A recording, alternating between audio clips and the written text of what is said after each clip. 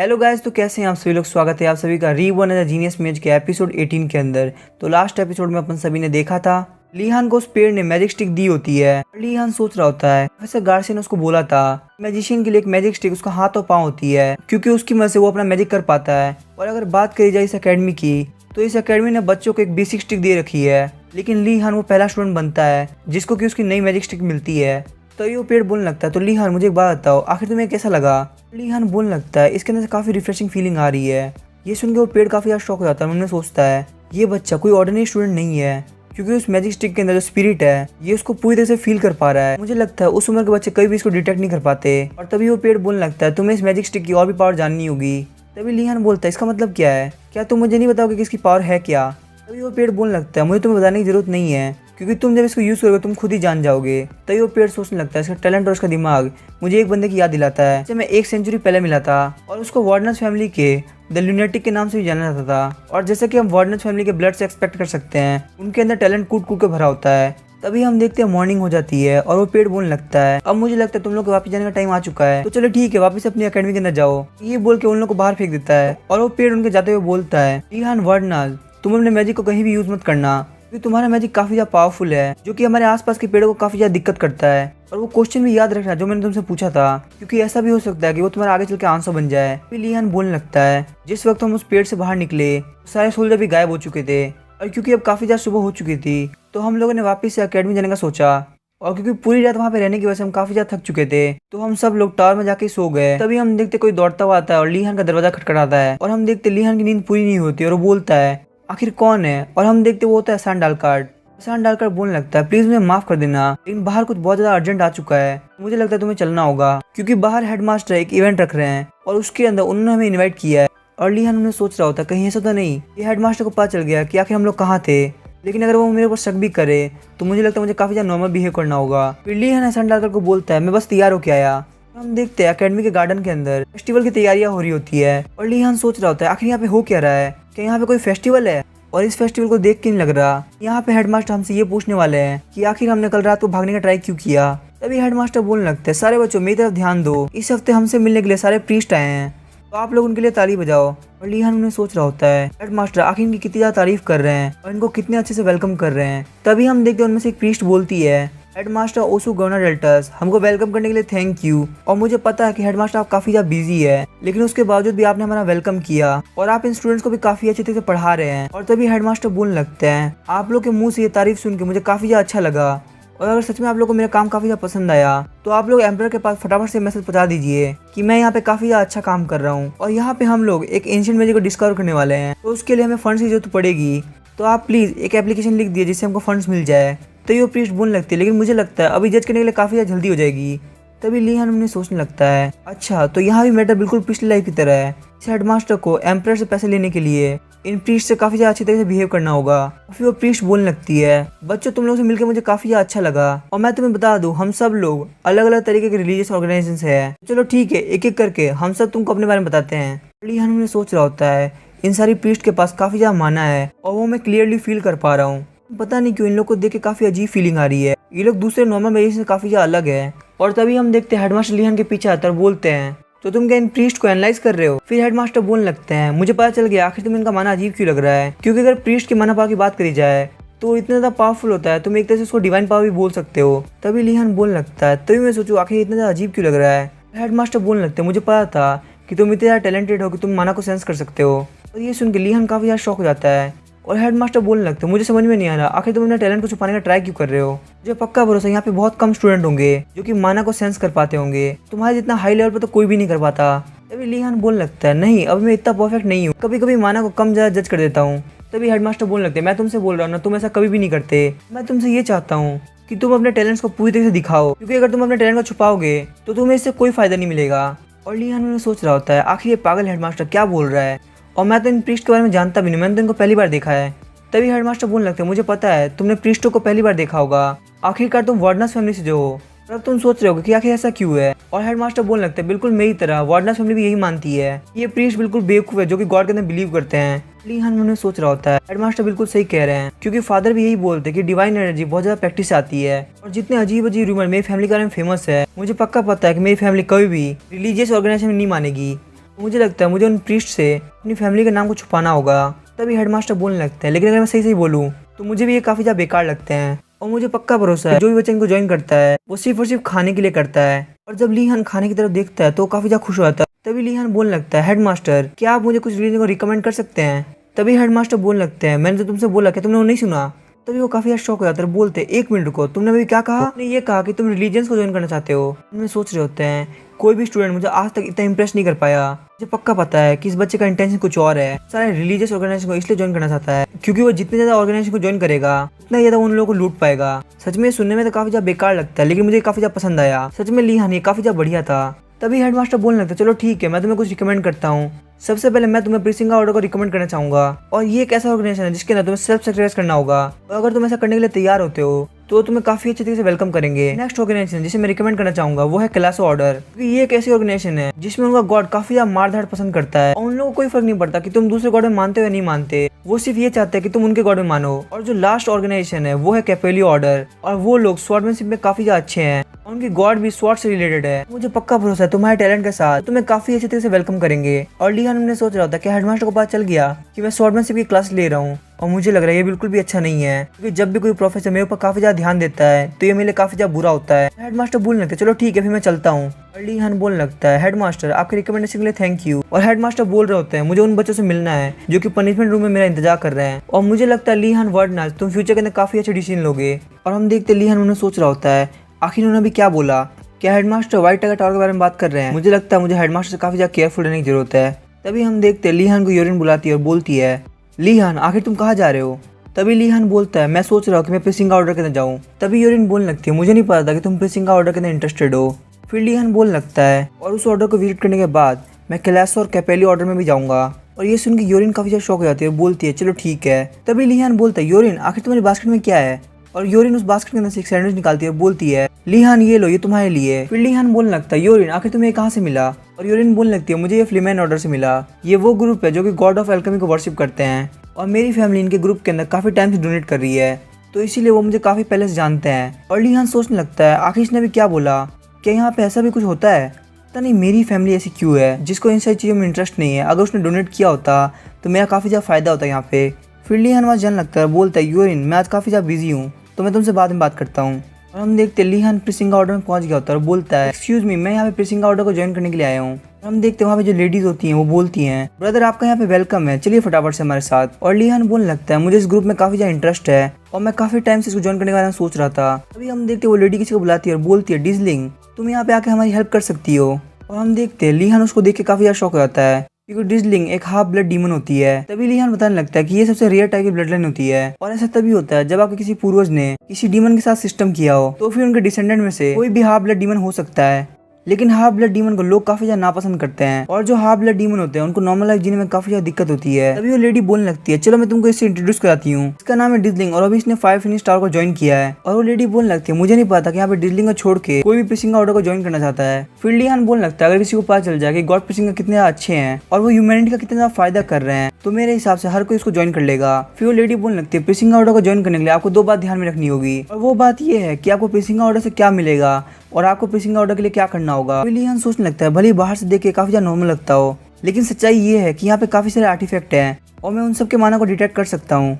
कहीं ऐसा तो नहीं कि प्रीसिंगा ऑर्डर आर्टिफैक्ट बनाने से रिलेटेड है। तभी हम देखते हैं वो लेडी किसी को बुलाती है और बोलती है, मैडम मैड्रिड यहाँ पे एक और बिलीवर आया है जो कि हमारे ऑर्डर को ज्वाइन करना चाहता है। और हम देखते हैं मैडम मैड्रिड आगे बढ़ती है और बोलती है, ब्रदर मुझे तुमसे मिलकर काफी ज्यादा अच्छा लगा। और लीहान देख रहा होता कि मैडम मैड्रिड ने जहाँ पे पाँव रखे थे वहाँ पे उनके फुटप्रिंट काफी ज्यादा गहरे हो चुके हैं। फिर लीहान उन्हें सोचने लगता है, इनका शरीर तो काफी ज्यादा नॉर्मल लग रहा है, फिर आखिर इनके छोटे से शरीर से इतने गहरे फुटप्रिंट कैसे हो सकते हैं? तभी वो लेडी बोलती है, लगता है तुम काफी ज्यादा शॉक हो गए क्योंकि यहाँ पे मेरे फुटप्रिंट काफी ज्यादा गहरे हैं, लेकिन ये सब एक आर्टिफैक्ट की वजह से हो रहा है और ये आर्टिफैक्ट एक कर्स है जो कि किसी का भी वजन काफी ज्यादा बढ़ा देता है। तभी लीहान बोलने लगता है, तो आखिर आपने इस आर्टिफैक्ट को क्यों ले रखा है? तभी मैडम प्रीसिंगा बोलने लगती है, मैंने ये सब गॉड प्रीसिंगा के लिए किया है।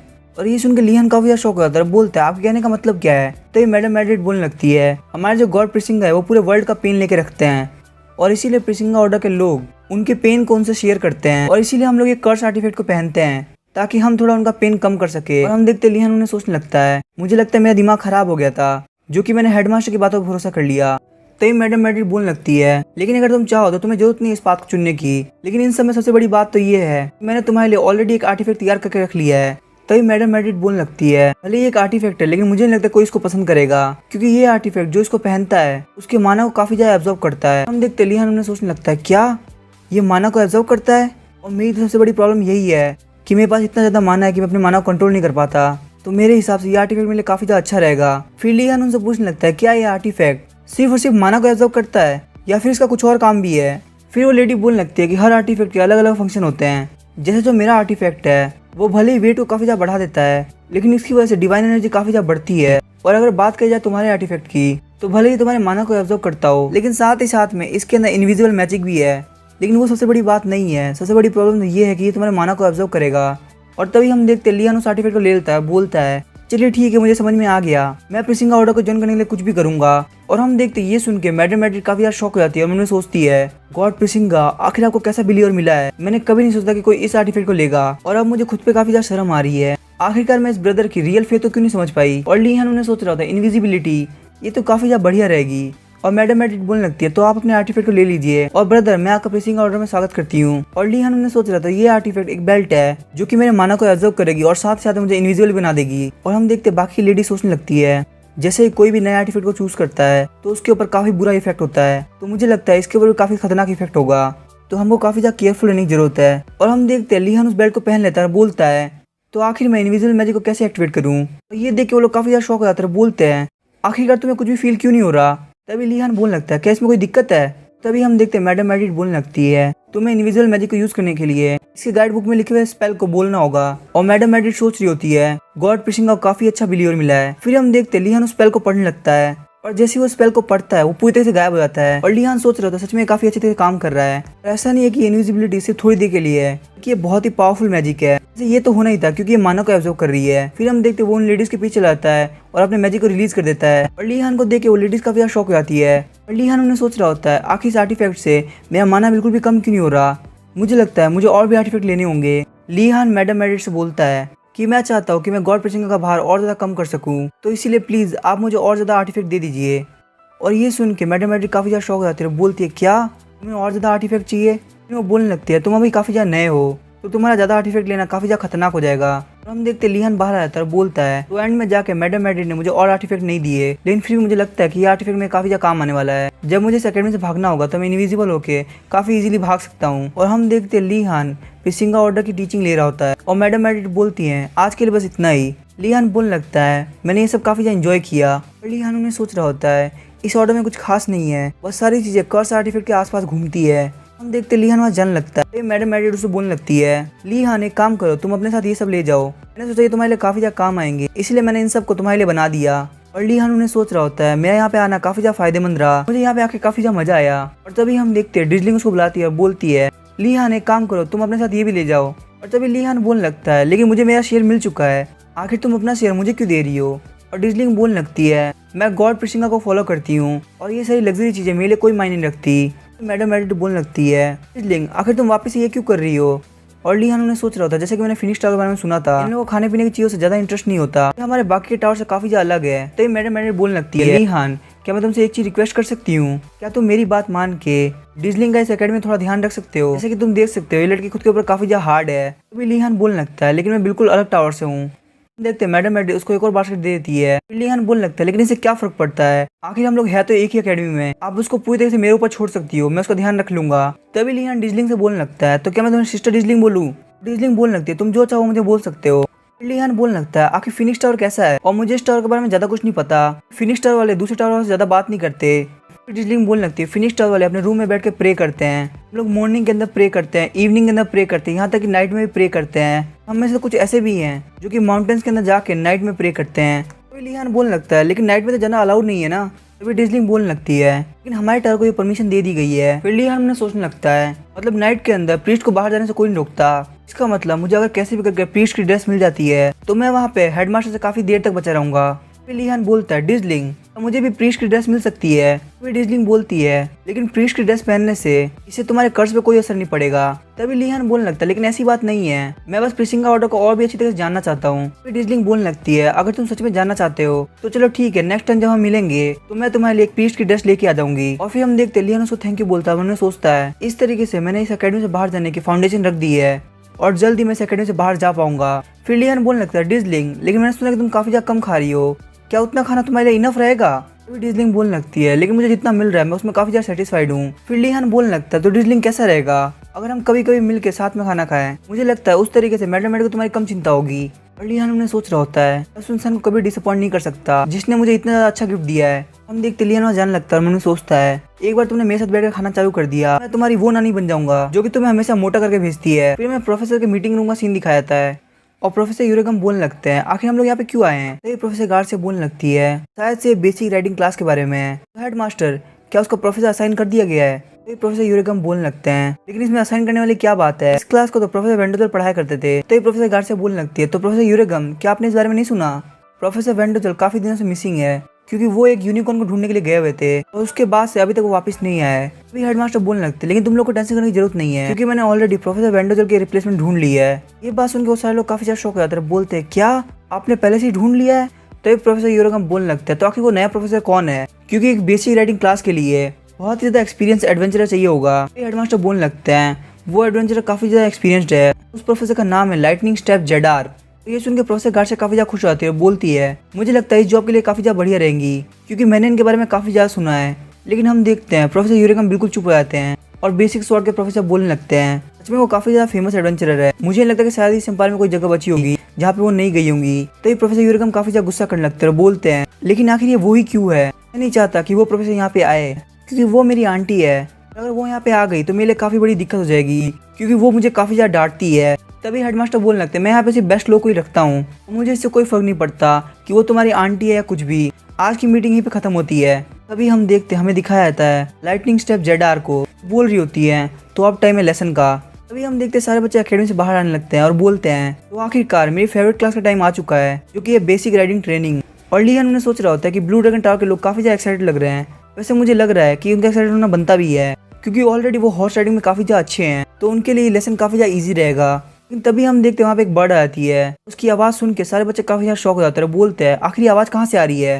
और फिर हम देखते हैं वो बर्ड काफी तेजी से उन बच्चों की तरफ आने लगती है और वहाँ पे आके गेनेंदो को उठा के ले जाती है। गेनेंदो बोल रहा था प्लीज मुझे कोई बचा लो और ये देख के यूरिन वगैरह काफी ज्यादा शॉक हो जाता है, बोलते हैं वो बर्ड गेनेंदो को ले गई। लिहान बोलने लगता है सब लोग शांत हो जाओ, फटाफट जमीन में बैठ जाओ, इस तरीके से वो बर्ड तुम्हारी तरफ अटैक नहीं करेगी। हम देखते सारे लोग बैठ जाते हैं और लिहान उन्हें सोच रहा होता है ऐसी चीजें मुझे बिल्कुल भी सरप्राइज नहीं करती, पता नहीं आखिर ये बर्ड आई कहाँ से। तभी हम देखते हैं उनमें से एक लड़की खड़ी होती है और बोलती है आखिर वो कमीने हेडमास्टर है कहाँ पे, क्या उनको नहीं लगता कि अकेडमी का सिक्योरिटी पर्पज है, उनको यहाँ पे आके हमको बचाना चाहिए। तभी उसके पास वो लड़का बोलता है तुम प्लीज शांत हो जाओ और बैठ जाओ, अगर वो बर्ड इस तरफ आ गए तो हमारे लिए काफी बड़ी दिक्कत हो जाएगी। लेकिन हम देखते हैं वो बर्ड उनके सामने आ जाता है, वो लड़की काफी ज्यादा डर जाती है और बोलती है प्लीज मेरी कोई हेल्प करो। लेकिन हम देखते हैं वो बर्ड उस लड़के को ले जाती है और लिहान बोलने लगता है इसलिए मैंने तुमको मना किया था कि तुम लोग अपनी जगह से बिल्कुल मत हिलना, पता नहीं क्यों मुझे काफी ज्यादा अजीब लग रहा है। वो लड़की वहाँ पे खड़ी थी, उसके बावजूद वो उस लड़के को क्यों लेके गई। तभी वो काफी ज्यादा शॉक हो जाता है और बोलता है क्या इसका मतलब ये है कि वो उनके बालों के कलर से अट्रैक्ट हो रही है क्योंकि गेनेंदो के बाल काफी ज्यादा शाइनी है और जो दूसरा लड़का था उसके बाल काफी ज्यादा शाइनी थे।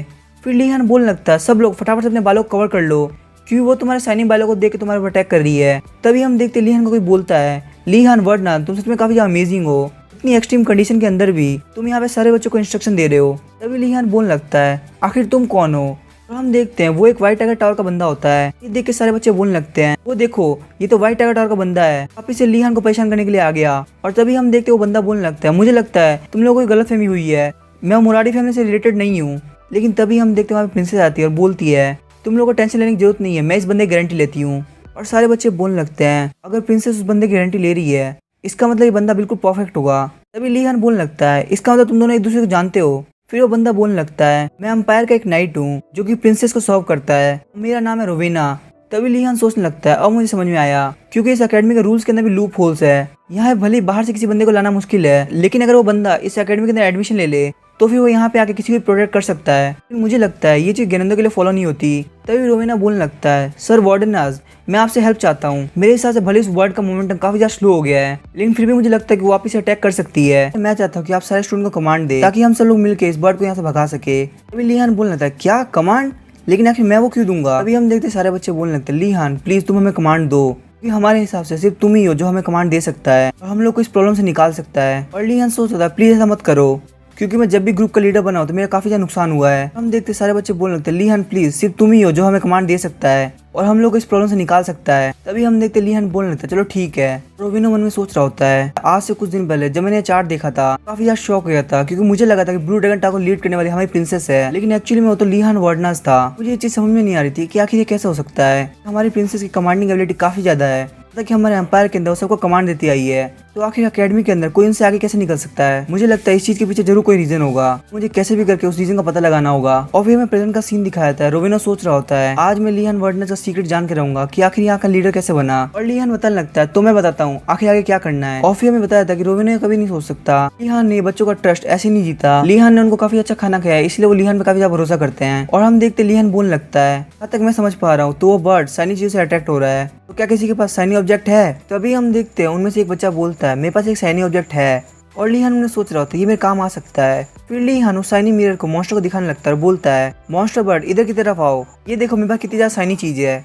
फिर हम देखते हो बर्ड लीहान की तरफ आने लगती है और लीहान उन सारे बच्चों को बोलता है, तुम सब लोग एक वॉल की तरह खड़े हो जाओ। और हम देखते हैं लीहान उन बच्चों के पीछे जाकर छुप जाता है और सोच रहा होता है उस बर्ड को और थोड़ा पास आने दो। और फिर अचानक से सामने आते हुए अपने लाइट मैजिक का यूज करने लगता है और हम देखते हैं अचानक से लाइट सामने आने की वजह से वो बर्ड काफी ज्यादा डर जाती है, वहां से डर के भाग जाती है। और लीहान ने सोच रहा होता है अगर एक बहुत बड़ी बर्ड को हराना है तो उससे फाइट करना बिल्कुल बेवकूफी होगी, सबसे अच्छी चीज यही रहेगी कि हम उसको डरा के भगा दे। तभी हम देखते सारे बच्चे बोलने लगते हैं, लीहान वार्डनाज तुम सच में काफी ज्यादा अमेजिंग हो, आखिरकार तुमने इस बर्ड को भगा ही दिया। और तभी लीहान बोलने लगता है, लेकिन गेनेंदो और सिल्वर हेयर वाले का क्या हुआ?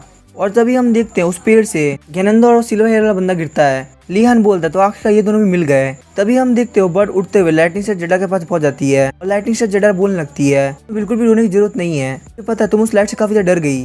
फिर हम देखते हैं लाइटनिंग स्टेट जेडा नीचे उतरती है और बोलती है, तो बच्चों तुम लोग कैसे हो, मुझे तुमसे मिलकर काफी ज्यादा अच्छा लगा। और सारे बच्चे काफी ज्यादा शौक हो जाते हैं, बोलते आखिर ये कौन है। तभी हम देखते लीहान सोचने लगता है, पता नहीं क्यों इस लेडी को देख के मुझे काफी ज्यादा अजीब लग रहा है, कहीं ऐसा तो नहीं कि इन सब के पीछे इसी का हाथ था। और इसको देख के मुझे लग रहा है कि प्रोफेसर यूरेगम की रिलेटिव हो। तभी हम देखते लाइटनिंग स्टेट जेडा आगे बढ़ती है और लीहान को बोलने लगती है, लड़के मुझे तुम्हारे अंदर काफी ज्यादा पोटेंशियल दिख रहा है। और तभी लीहान सोचने लगता है, इनको देख के मुझे प्रोफेसर यूरेगम वाली फीलिंग आ रही है। तभी हम देखते लीहान उनसे पूछ देता है, क्या आप प्रोफेसर यूरेगम की रिलेटिव हैं? तभी लाइटनिंग स्टेट जेडा बोलने लगती है, हाँ मैं तुम्हारे प्रोफेसर यूरेगम की आंटी हूँ, लेकिन आखिर तुम्हें ये बात कैसे पता चली? और लीहान में सोचने लगता है, मुझे इस प्रोफेसर दूर जाके खड़ा हो जाना चाहिए, वरना मेरे काफी ज्यादा प्रॉब्लम हो सकती है। तभी हम देखते सारे बच्चे बोलने लगते हैं, लीहान ये तो तुम्हारे लिए काफी ज्यादा अच्छी बात है, क्योंकि वैसे प्रोफेसर यूरेगम के फेवरेट स्टूडेंट तुम हो। और प्रोफेसर आपको पता है प्रोफेसर यूरेगम इसको इतना पसंद करते हैं कि उन्होंने इसको अपने कैबिन में इनवाइट कर रखा है। तो लीहान बोलने लगता है, आखिर तुमने ये इनको क्यों बताया? और तभी हम देखते लाइटनिंग स्टेट जेडा बोलने लगती है, अच्छा तो फिर ऐसी बात है। लीहान सोच रहा होता है, मुझे लगता है अब काफी ज्यादा देर हो चुकी है और अब क्योंकि इनको पता चल ही चुका है तो मुझे इनके सामने काफी ज्यादा अच्छी इमेज बना के रखनी होगी। लाइटनिंग स्टेप जेडा बोलने लगती है, चलो ठीक है मैं तुम्हें खुद से इंट्रोड्यूस कराती हूँ, मेरा नाम है लाइटनिंग स्टेप जेडार और तुम्हारी ये राइडिंग क्लास प्रोफेसर बेंडोजल लेने वाले थे, लेकिन एक यूनिकॉर्न को ढूंढने के चक्कर में वो अचानक से गायब हो गए। ये बात सुनकर वो लोग काफी ज्यादा शॉक हो जाते हैं। सारे बच्चे काफी ज्यादा खुश होते हैं, बोलते हैं लाइटनिंग स्टेप जेडार ये तो काफी फेमस एडवेंचरर है और इनका नाम हमने एम्पायर के अंदर काफी ज्यादा सुन रखा है। और लीहान में सोच रहा होता है, आखिर कोई इस बारे में क्यों नहीं सोच रहा कि प्रोफेसर बेंडोजल यहाँ पे गुम चुके हैं। और हम देखते हैं लाइटनिंग स्टेप जेडार बोलने लगती है, क्या कोई बता सकता है कि आखिर मैं यहाँ पे थंडरबर्ड के साथ क्यों आई हूँ? लीहान सोच रहा होता है कि जो थंडरबर्ड मॉन्स्टर होता है वो दूसरे बर्ड से काफी ज्यादा साइज में बड़े होते हैं और साथ ही में इनके पास एक अजीब सी पावर होती है जिससे ये लोग लाइटनिंग को कंट्रोल कर सकते हैं। सच में ये बर्ड काफी ज्यादा खतरनाक होती है, पर मुझे समझ में नहीं आ रहा आखिर इतनी खतरनाक बर्ड को यहाँ पे क्यों लेके आ गई, क्या इनको इस अकेडमी वालों ने मना नहीं किया? अभी हम देखते हैं उनमें से एक बच्चा बोलता है, तो क्या हमको इस क्लास के अंदर थंडरबर्ड पे राइड करना सीखना है? फिर दूसरा बच्चा बोलता है, हाँ ये हो सकता है, शायद इसीलिए प्रोफेसर यहाँ पे थंडरबर्ड को लेके आई है। फिर हम देखते लाइटनिंग स्टेप जेडार हंसने लगती है और बोलती है, ये आंसर तुम लोगों का बिल्कुल गलत है, लगता है अगर तुम लोगों को थंडरबर्ड पे राइड करना सीखना है तो तुम्हारे लिए 10 साल भी काफी ज्यादा कम होंगे। तो लीहान वार्डनाज क्यों ना तुम एक बार आंसर देने का ट्राई करो। फिर लीहान बोलने लगता है, क्या इसके पीछे ये वजह है कि आप ये देखना चाहती थी कि हम लोग खतरनाक मॉन्स्टर को देख के कैसे रिएक्ट करते हैं? फिर हम देखते हैं पीछे का एक बच्चा बोलने लगता है, वार्डनाज मुझे लगता है तुम बिल्कुल गलत बोल रहे हो, वैसे भी कोई सर्वाइवल क्लास नहीं है, ये तो एक राइडिंग क्लास है।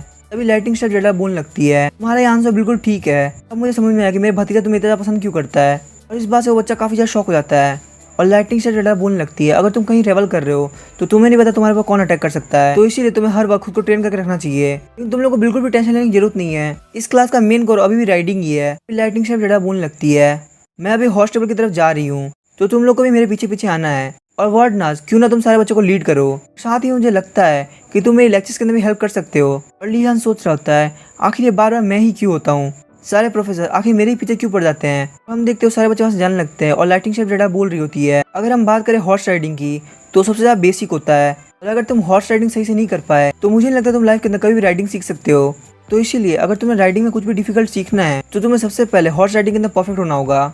और लिहान सोच रहा होता है वह सारे लोग काफी ज्यादा रिलैक्स लग रहे हैं, और ऐसा होना भी था क्योंकि ये लोग बचपन से हॉर्स राइडिंग कर रहे हैं। तभी हम देखते हैं लाइटिंग स्ट्राइक जेडार एक लुक देती है और ये देख के लिहान काफी ज्यादा डर जाता है और सोच रहा होता है ये लुक काफी ज्यादा अजीब लग रहा है। फिर वो यूरिन को बोलता है यूरिन तुम काफी ज्यादा केयरफुल रहना, मुझे लगता है यहाँ पे कुछ गड़बड़ है क्योंकि ये क्लास सिर्फ हॉर्स राइडिंग से रिलेटेड नहीं होने वाली। तभी हम देखते हैं वो लोग एंड्रोगार्ड के हॉस्टल के अंदर आ गए होते हैं और सारे बच्चे वहाँ के हॉर्सेस को देख के बोल रहे होते हैं यहाँ के हॉर्सेस तो काफी ज्यादा अमेजिंग है, इन लोग की ब्रीड कौन सी है। तभी लाइटिंग स्ट्राइक जेडार बोलने लगती है लगता है इन हॉर्स को देख के तुम्हारा मन काफी ज्यादा मचल रहा है और तुम इनको अभी से राइड करना चाहते हो, लेकिन अगर तुम्हें एक अच्छे हॉर्स को चुनना है तो तुम्हें उसके लिए स्किल आनी चाहिए। ठीक है, फटाफट से यहाँ पे आओ और यहाँ पे आके एक स्टिक उठाओ जिससे तुम्हें पता चलेगा तुम्हारा नंबर कौन सा है। और हमें पता चलता है कि फर्स्ट गेनेंदो आया होता है और सारे बच्चे बोलने लगते हैं आखिर गेनेंदो को पहले जाने की क्या जरूरत थी, सच में उस कमीने की किस्मत काफी अच्छी है। तभी हम देखते हैं गेनेंदो एक व्हाइट हॉर्स को चुनता है और बोलता है ये हॉर्स मुझे काफी ज्यादा अच्छा लग रहा है, मुझे इसको चुनना है। और लिहान और यूरिन सोच रहे होते हैं आखिर उसने उस हॉर्स को क्यों चुना, वो हॉर्स तो काफी ज्यादा वायलेंट लग रहा है। तभी गेनेंदो बोलने लगता है हॉर्स हमेशा काफी ज्यादा बड़े और बल्कि होने चाहिए और इसीलिए मुझे ये हॉर्स काफी ज्यादा पसंद आया। लेकिन हम देखते हैं वो हॉर्स गेनेंदो काफी ज्यादा हिट करता है, गेनेंदो वहीं पे गिर जाता है और वहाँ पे एक बच्चा बोलने लगता है गेनेंदो तुम तो एक इडियट हो, आखिर तुमने एक ऐसा हॉर्स को क्यों चुना जो कि ऑलरेडी वायलेंट लग रहा था। हम देखते हैं वो भी एक व्हाइट हॉर्स को चुनता है और बोलता है हमें हमेशा ऐसे हॉर्स को चुनना चाहिए जो कि काफी ज्यादा शांत हो। लेकिन हम देखते हैं व्हाइट हॉर्स उसका सर खा जाता है और तभी हम देखते हैं एक व्हाइट टाइगर का बंदा बोलने लगता है ब्लू ड्रैगन टावर के अंदर सब बेवकूफ भरे हुए हैं, एक बार तुम लोग मेरी तरफ देखो मैं इसको कितनी अच्छी तरह कंट्रोल करता हूँ। हम देखते हैं उसका हॉर्स भी इसको काटने लगता है, वो लोग बोलने लगते हैं आखिर यहाँ पे हो क्या रहा है, सारे हॉर्सेस इतने ज्यादा वायलेंट क्यों है। तभी हम देखते हैं लाइटिंग स्ट्राइक जेडार हंसने लगती है और बोलती है क्या तुम लोग को नहीं पता कि हॉर्स की राइड कैसे लेते हैं, तो चलो ठीक है मैं तुम्हें फर्स्ट असाइनमेंट देती हूँ, तुम्हें इन हॉर्स के काफी ज्यादा करीब जाना है और इनको अपना दोस्त बनाना है ताकि ये तुम्हें आराम से राइड करने दे। सारे बच्चे बोलने लगते हैं आखिर ये क्या चीज है, क्या तुम लोग यहाँ पे अच्छे हॉर्स नहीं रख सकते थे। तभी लाइटिंग स्ट्राइक जेडार बोलने लगती है ऐसा हो सकता है कि तुम्हें राइड करने दे अगर तुम इनकी केयर करोगे, आज की राइडिंग क्लास के अंदर तुम्हें यही करना होगा, तुम्हें कम से कम इनमें से एक हॉर्स को अपना दोस्त बनाना होगा। और लिहान उन्हें सोचने लगता है इन हॉर्सेस को देख के मैं समझ सकता हूँ कि इनमें से कोई भी हॉर्स ऑर्डिनरी नहीं है और मुझे पक्का पता है अगर इन्होंने हमें एक गोल दिया है तो ये बिल्कुल भी इजी नहीं होने वाला। मुझे लगता है मुझे मेरा हॉर्स काफी सोच समझ के चुनना होगा। लेकिन तभी हम देखते लाइटिंग स्ट्राइक जेडार बोलती है लिहान वर्डनाज तुम्हें मेरे साथ चलना होगा, और हम देखते लिहान उनके पीछे पीछे चल जाता है और वहाँ पे एक काफी सुंदर हॉर्स होता है। और लाइटिंग स्ट्राइक जेडार बोलने लगती है मैं मेरे भतीजे के फेवरेट स्टूडेंट को कोई भी नॉर्मल हॉर्स नहीं दूंगी, तो मैं चाहती हूँ कि तुम इस हॉर्स का ध्यान रखो। अभी हम देखते सारे बच्चे बोलने लगते जैसे कि हमने सोचा था लिहान वर्डनाज के लिए प्रोफेसर ने खुद एक हॉर्स चुना है, तुम्हें वर्डनाज तुम काफी ज्यादा लकी हो। और तभी हम देखते लाइटिंग स्ट्राइक जेडार बोलने लगती है लगता है बच्चे काफी ज्यादा बेवकूफ हैं, भले ये हॉर्स देखने में काफी ज्यादा सुंदर हो, लेकिन असली बात तो ये है कि इन सारे हॉर्स के अंदर सबसे ज्यादा खतरनाक हॉर्स यही है और इसको कंट्रोल करना यहाँ पे सबसे ज्यादा मुश्किल है। और अगर मैं तुम्हें सही सही बोलूँ तो इस हॉर्स को कंट्रोल करने से ज्यादा इजी तो एक मॉन्स्टर को कंट्रोल करना होगा, लेकिन मुझे पता है एक नए इंसान के लिए काफी ज्यादा मुश्किल होगा। लिहान बोलने लगता है वही तो एक नए इंसान के लिए काफी ज्यादा मुश्किल है, तो मैं काम करता हूँ मैं दूसरे हॉर्स को चुन लेता हूँ। तभी लाइटिंग स्ट्राइक जेडार बोलने लगती है नहीं नहीं तुम मेरी बात को समझ नहीं पाए, मैं तुम्हारी बात कर रही हूँ, तुम एक थंडरबर्ड को भी कंट्रोल कर सकते हो, तो ये हॉर्स तुम्हारे लिए कुछ भी नहीं है। लिहान ने सोच रहा होता है नहीं ऐसा नहीं होना चाहिए था। तभी हमें प्रोफेसर यूरेगम के कैबिन का सीन दिखाया जाता है। प्रोफेसर यूरेगम बोलते हैं आखिर आप यहाँ पे क्या कर रही हैं, और हम देखते हैं वहाँ पे लाइटिंग स्ट्राइक जेडार गई होती हैं और बोलती है तुम्हें ये पूछने से पहले मुझे ग्रीट करना चाहिए था। प्रोफेसर यूरेगम बोल रहे होते हैं आंटी आपसे मिले हुए काफी ज्यादा टाइम हो गया। हम देखते हैं लाइटिंग स्ट्राइक जेडार उस घर के अंदर घुस जाती हैं। प्रोफेसर यूरेगम लिहान से पूछते हैं आखिर ये क्या है, और लिहान बोल रहा होता है वो मुझसे बार बार आप केबिन के बारे में पूछ रही थी, तो मुझे ना चाहते हुए उनको यहाँ पे लेके आना पड़ा। हम देखते हैं लाइटिंग स्ट्राइक जेडार बोल रही होती हैं आखिर तुम्हारे घर के अंदर कितनी ज्यादा डस्ट है, मुझे लगता है यही वजह कि तुम अभी तक सिंगल हो, पता नहीं तुम्हारी लाइफ के अंदर क्या होगा, पर मैं चाहती हूँ कि तुम सिंगल ना रहो वरना तुम ऐसे ही धूल मिट्टी के अंदर मर जाओगे। और हम देखते हैं प्रोफेसर यूरेगम बोलने लगते हैं मुझे लगता है अब लंच का टाइम हो चुका है, तो लिहान क्या तुमने भी खाना खाया है। मन में सोच रहे होते हैं प्लीज लिहान ये मत बोलना कि तुमने खाना खा लिया है। लिहान बोल रहा होता है प्रोफेसर मैं काफी ज्यादा भूखा हूँ, नहीं मैंने अभी तक खाना नहीं खाया।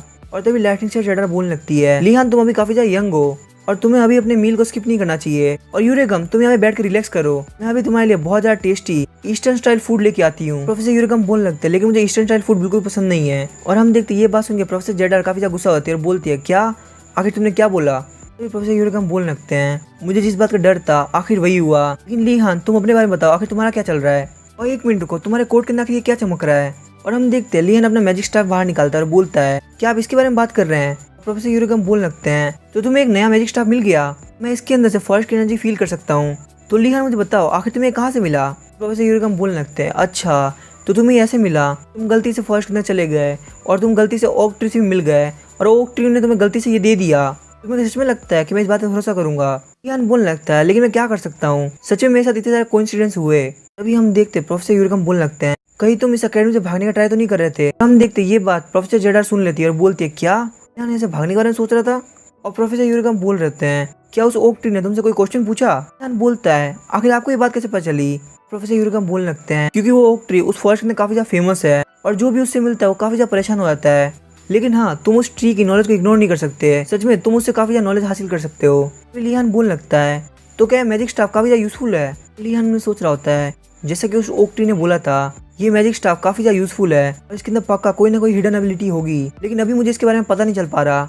क्या इसका मतलब ये है कि मैं इस मैजिकल स्टाफ को यूज करके बहुत ज्यादा पावरफुल मैजिशियन बन सकता हूँ या फिर शायद इनविंसिबल बन सकता हूँ, या फिर इसके अंदर कोई इस तरह की एबिलिटी हो जो मेरे माना को एब्जॉर्ब कर पाए जिससे मेरा मैजिक के ऊपर काफी अच्छा कंट्रोल हो जाए। फिर हम देखते हैं प्रोफेसर जेडार बोलती है सच में तुम्हारा मैजिक स्टाफ काफी ज्यादा यूजफुल है और इसके अंदर हिडन एबिलिटी है। फिर लियान बोलने लगता है क्या सच में काफी ज्यादा यूजफुल है? प्रोफेसर जेडार बोलने लगती है इसका फार्मिंग के अंदर काफी अच्छा काम है और ये सुन के लियान काफी ज्यादा शॉक हो जाता है। तभी प्रोफेसर यूरेकम बोलने लगते हैं जैसा कि तुम किसी ओक ट्री से एक्सपेक्ट कर सकते हो, उसने तुम्हें एक ऐसी चीज दी है जिससे तुम किसी भी चीज को बहुत जल्दी ग्रो कर सकते हो। लियान क्या तुम्हें लगता है काफी ज्यादा अच्छी न्यूज है क्योंकि तुम भी तो इसी बारे में सोच रहे थे? तभी प्रोफेसर जेडार बोलने लगती है लेकिन लियान आखिर तुम क्या ग्रो करने के बारे में सोच रहे थे? और लियान बोलता है मुझे कुछ भी चलेगा जो कि खाया जा सकता है। तभी प्रोफेसर जेडार बोलने लगती है अगर ऐसी बात है तो मैं तुम्हारी हेल्प करती हूँ, तुम लंच करने के बाद मेरे पीछे पीछे आना। और हम देखते हैं प्रोफेसर जेडार और लियान फार्म के अंदर आ जाते हैं और प्रोफेसर जेडार बोलती है हम सबसे पहले आलू को उगाएंगे और तुम्हें मेरी नॉलेज से काफी अच्छा फायदा मिलेगा। हम देखते हैं लियान उन्हें सोच रहा होता है चलो हम इस चीज को पॉजिटिवली लेते हैं, लेकिन आखिर ये मैजिक स्टाफ सिर्फ और सिर्फ फार्म के अंदर क्यों यूज आ रहा है? हम देखते हैं प्रोफेसर जेडार लियान को कहीं और बुलाने लगती है, लेकिन हम देखते हैं जैसे लियान वहाँ जाने लगता है उसने जो प्लांट लगाया था वो अपने आप ग्रो करने लगता है। तभी हम देखते हैं सीन चेंज होता है और हमें ब्लू ड्रैगन टावर का सीन दिखाया जाता है। वहाँ पे सारे बच्चे काफी ज्यादा भूखे होते हैं और बोल रहे होते हैं हमें तो लग रहा है हम इस भूख से मर जाएंगे। और तभी हम देखते हैं वहाँ मेन गेट से कोई एंटर करता है और वो होता है लियान, उसके हाथ में खाने की बास्केट होती है और लियान बोलता है दोस्तों मैं वापस आ गया। और सारे लोग खुश होते हैं बोलते हैं लियान क्या तुम हमारे लिए खाना लेके आए हो? और लियान सोच रहा होता है सिर्फ और सिर्फ प्रोफेसर जेडार की हेल्प की वजह से आज मेरे पास इतना सारा खाना आ पाया है। तभी सारे बच्चे बोलने लगते हैं जैसा कि हम वर्डनाथ फैमिली से एक्सपेक्ट कर सकते हैं, वो इस एम्पायर की सबसे ग्रेटेस्ट फैमिली है। तभी हम देखते लियान बोलने लगता है मुझे समझ में आ रहा है दोस्तों तुम लोग काफी ज्यादा भूखे हो, तुम लोग टेंशन मत लो मैं अभी तुम्हारे लिए सूप बनाता हूँ। फिर हम देखते लियान सूप बनाने लगता है और यूरिन सोच रही होती है लियान को कुकिंग करते हुए देख के लगता है जैसे कि कोई प्रोफेशनल अल्केमिस्ट कोई पोशन बना रहा हो। तभी हम देखते लियान बोलने लगता है तो ये चीज पूरे से तैयार हो चुकी है और ये काफी अच्छी बनी है, सब लोग फटाफट से अपना बॉल लेके आ जाओ। और फिर लियान सबको बांटने लगता है। तभी हम देखते हैं लियान को एक बच्चा बुलाता है और बोलता है लियान मैं तुमसे एक फेवर चाहता हूँ। और तभी हम देखते लियान एडनेट के पास जाता है और एडनेट बोलती है लियान आखिर तुम यहाँ पे क्या कर रहे हो? और तभी लियान बोलता है एडनेट मैंने यहाँ पे कुछ बनाया है, क्या तुम इसको ट्राई करना पसंद करोगी?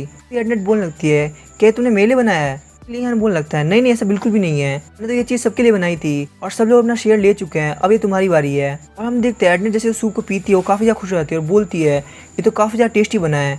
और हम देखते लियान ने सोच रहा होता है मुझे लगता है मुझे यहाँ से जाना चाहिए और इसको यहाँ पे खाने देना चाहिए क्योंकि सच में इसको भी काफी ज्यादा भूख लगा होगा। एडनेट बोलने लगती है सूप के लिए तुम्हारा थैंक यू, मैं तुम्हें बाद में पे कर दूंगी। और हम देखते लियान जैसे नीचे आता है सारे बच्चे बोलने लगते हैं तो लियान क्या इम्पीरियल बेसिस ने वो खा लिया?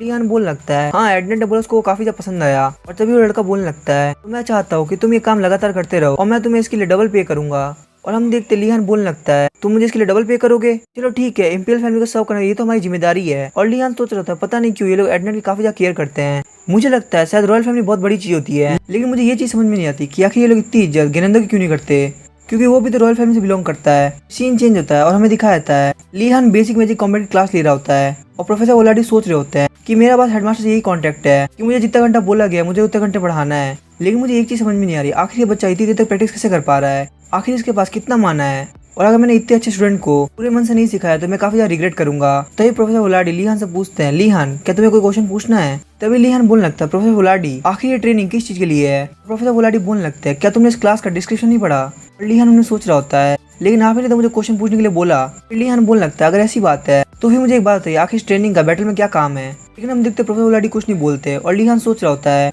आखिर ये प्रोफेसर इतने ज्यादा साइलेंट क्यों है? प्रोफेसर ओलाडी बोलने लगते हैं मुझे ये बात समझ में नहीं आ रही, आखिर मैं तुम्हें कैसे एक्सप्लेन करूँ? लेकिन तुमने ये काफी अच्छा क्वेश्चन पूछा। चलो ठीक है, मैं तुम्हें एग्जाम्पल के तौर पर समझाता हूँ।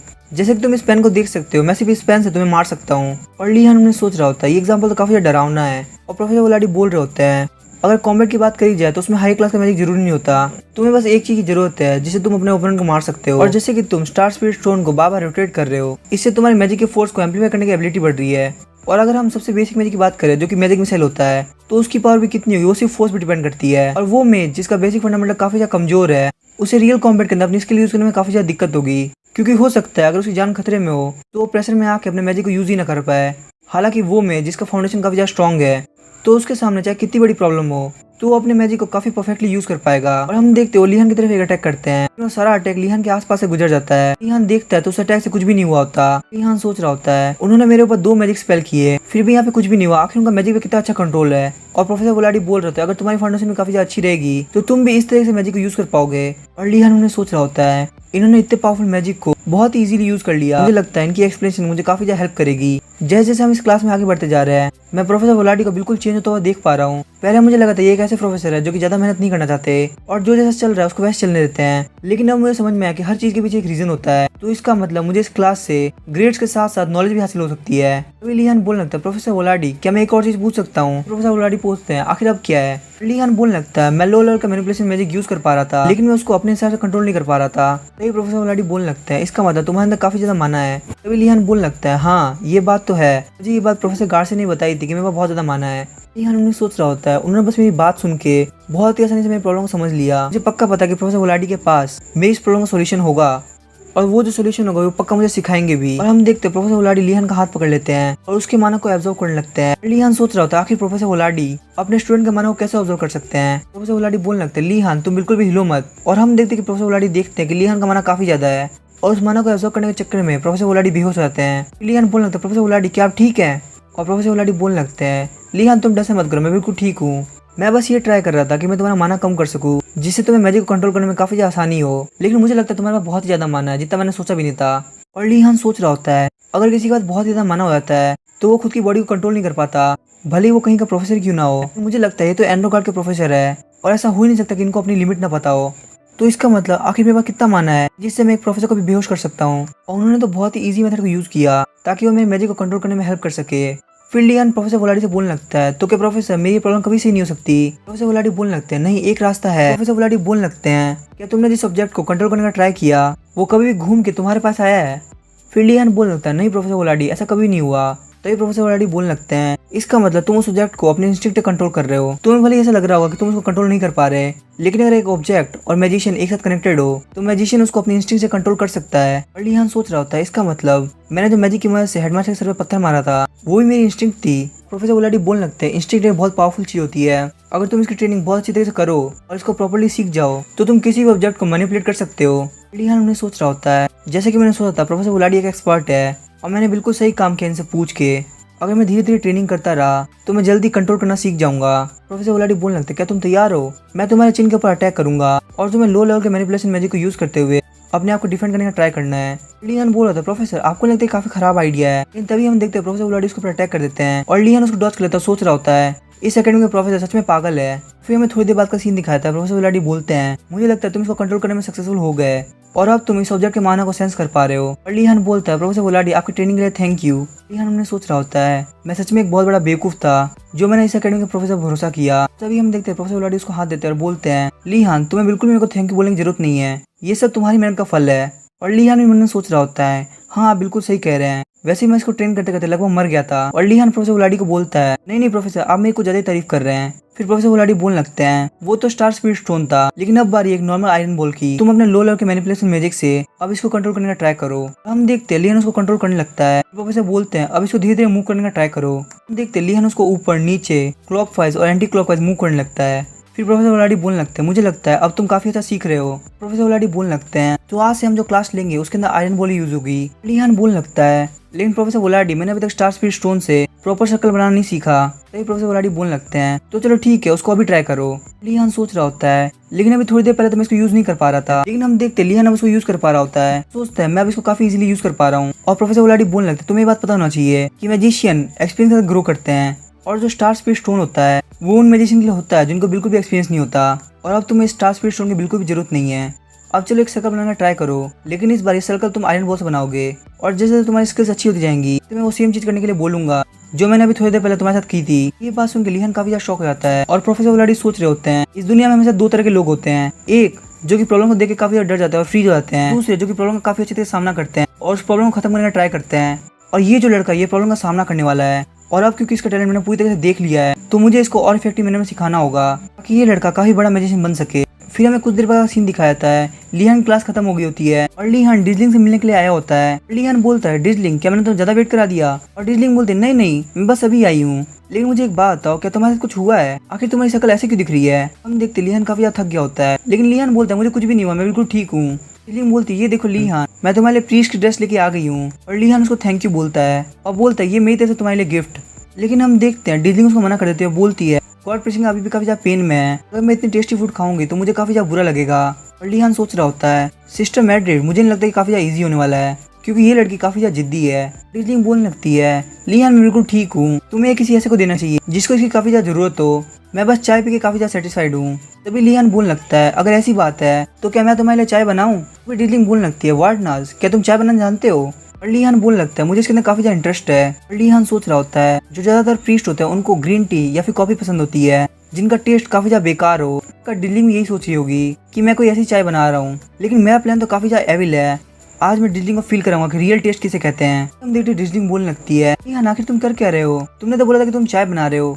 तभी हम देखते लिहान बोलने लगता है डिजलिंग आखिर क्या हुआ, मेरी फैमिली में तो ऐसी चाय बनती है, क्या तुम्हें मेरा तरीका पसंद नहीं आया। तभी हम देखते डिजलिंग काफी ज्यादा परेशान होते हैं, बोलती है नहीं नहीं लिहान ऐसा कुछ नहीं है, बस मुझे ये लग रहा है कि तुम इसके अंदर काफी ज्यादा शुगर डाल रहे हो। और हम देखते लिहान काफी भोली शक्ल बनाते हुए बोलता है क्या मतलब मेरी फैमिली काफी ज्यादा गलत चाय बनाती है, मुझे लगता है मैं गलत फैमिली में पैदा हुआ। डिजलिंग बोलती है नहीं नहीं लिहान ऐसा कुछ भी नहीं है, तुम्हें जैसा करना है वैसे करो, मैं तुम्हारी चाय को पक्का पीऊंगी। हम देखते लिहान बोलता है ये तुम्हारी काफी अच्छी चॉइस है, तो चलो ठीक है मैं तुम्हें सर्व करता हूँ। ये एक मिल्क टी जिसका टेस्ट काफी ज्यादा अच्छा है, मैंने इस चाय के अंदर काफी अच्छे मसाले भी डाले हैं जिससे इसका टेस्ट काफी ज्यादा सुपर हो गया है। और हम देखते वो चाय पी के डिजलिंग काफी अच्छा लगता है। लिहान बोलने लगता है अब बारी है नेक्स्ट चाय को बनाने की, इस बार मैं चाय के अंदर कोकोआ पाउडर भी डालूंगा जिससे कि ये चाय काफी ज्यादा टेस्टी बन जाएगी। और फिर लिहान उस चाय को तैयार कर देता है, बोलता है डिजलिंग इसको ट्राई करो, ये है वाडनाथ की फेमस कोकोआ फ्लेवर चाय। और तभी डिजलिंग बोलने लगती है क्या तुम्हें नहीं लगता कि काफी ज्यादा सूप की तरह है। और हम देखते लिहान काफी भोला फेस बनाते हुए बोलता है क्या इसका मतलब तुम्हें चाय पसंद नहीं आई, मुझे लगता है मेरी कुकिंग काफी ज्यादा खराब है। तभी डिजलिंग बोलने लगती है अब तुम्हारा भोला फेस बनाना बंद करो, मुझे समझ में आ गया मैं इसको पी रही हूँ। और हम देखते लिहान सोच रहा होता है ये चाय का फ्लेवर इसको काफी ज्यादा अलग लग रहा होगा, इसको लग रहा होगा कि ये अलग ही दुनिया में पहुंच गई जिसमें टेस्ट ही सब कुछ है। और अब इस चाय के साथ साथ मैं इसको ऐसी चीजें दूंगा जिससे इसको बहुत जल्दी अच्छे खाने की आदत पड़ जाएगी।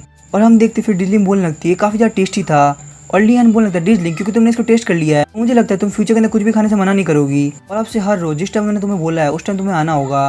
और हम देखते डिजलिंग बोलने लगती है लिहान तुम्हें बिल्कुल भी विलन की तरह बोलने की जरूरत नहीं है, और हाँ तुम्हारे चाय के लिए थैंक यू। लिहान बोलने लगता है चलो ठीक है हम फिर कल मिलते हैं। फिर हम देखते नाइट का सीन दिखाया जाता है और लिहान अपने टावर से बाहर आया होता है और सोच रहा होता है मुझे लगता है सब टावर के अंदर जा चुके हैं और सारे स्टूडेंट जब टावर के अंदर होंगे तो सिर्फ मैं अकेला होऊंगा जो कि यहाँ पे आधी रात को बाहर घूमेगा, क्योंकि यहाँ पे वैसे भी मैं एक यंग प्रीस्ट हूँ जो कि अपनी प्रेयर करने के लिए निकला है। हालांकि मुझे पता नहीं कि यहाँ पे क्या क्या ट्रैप्स हो सकते हैं, तो इसीलिए मुझे अपने गार्ड का बिल्कुल भी डाउन नहीं करना।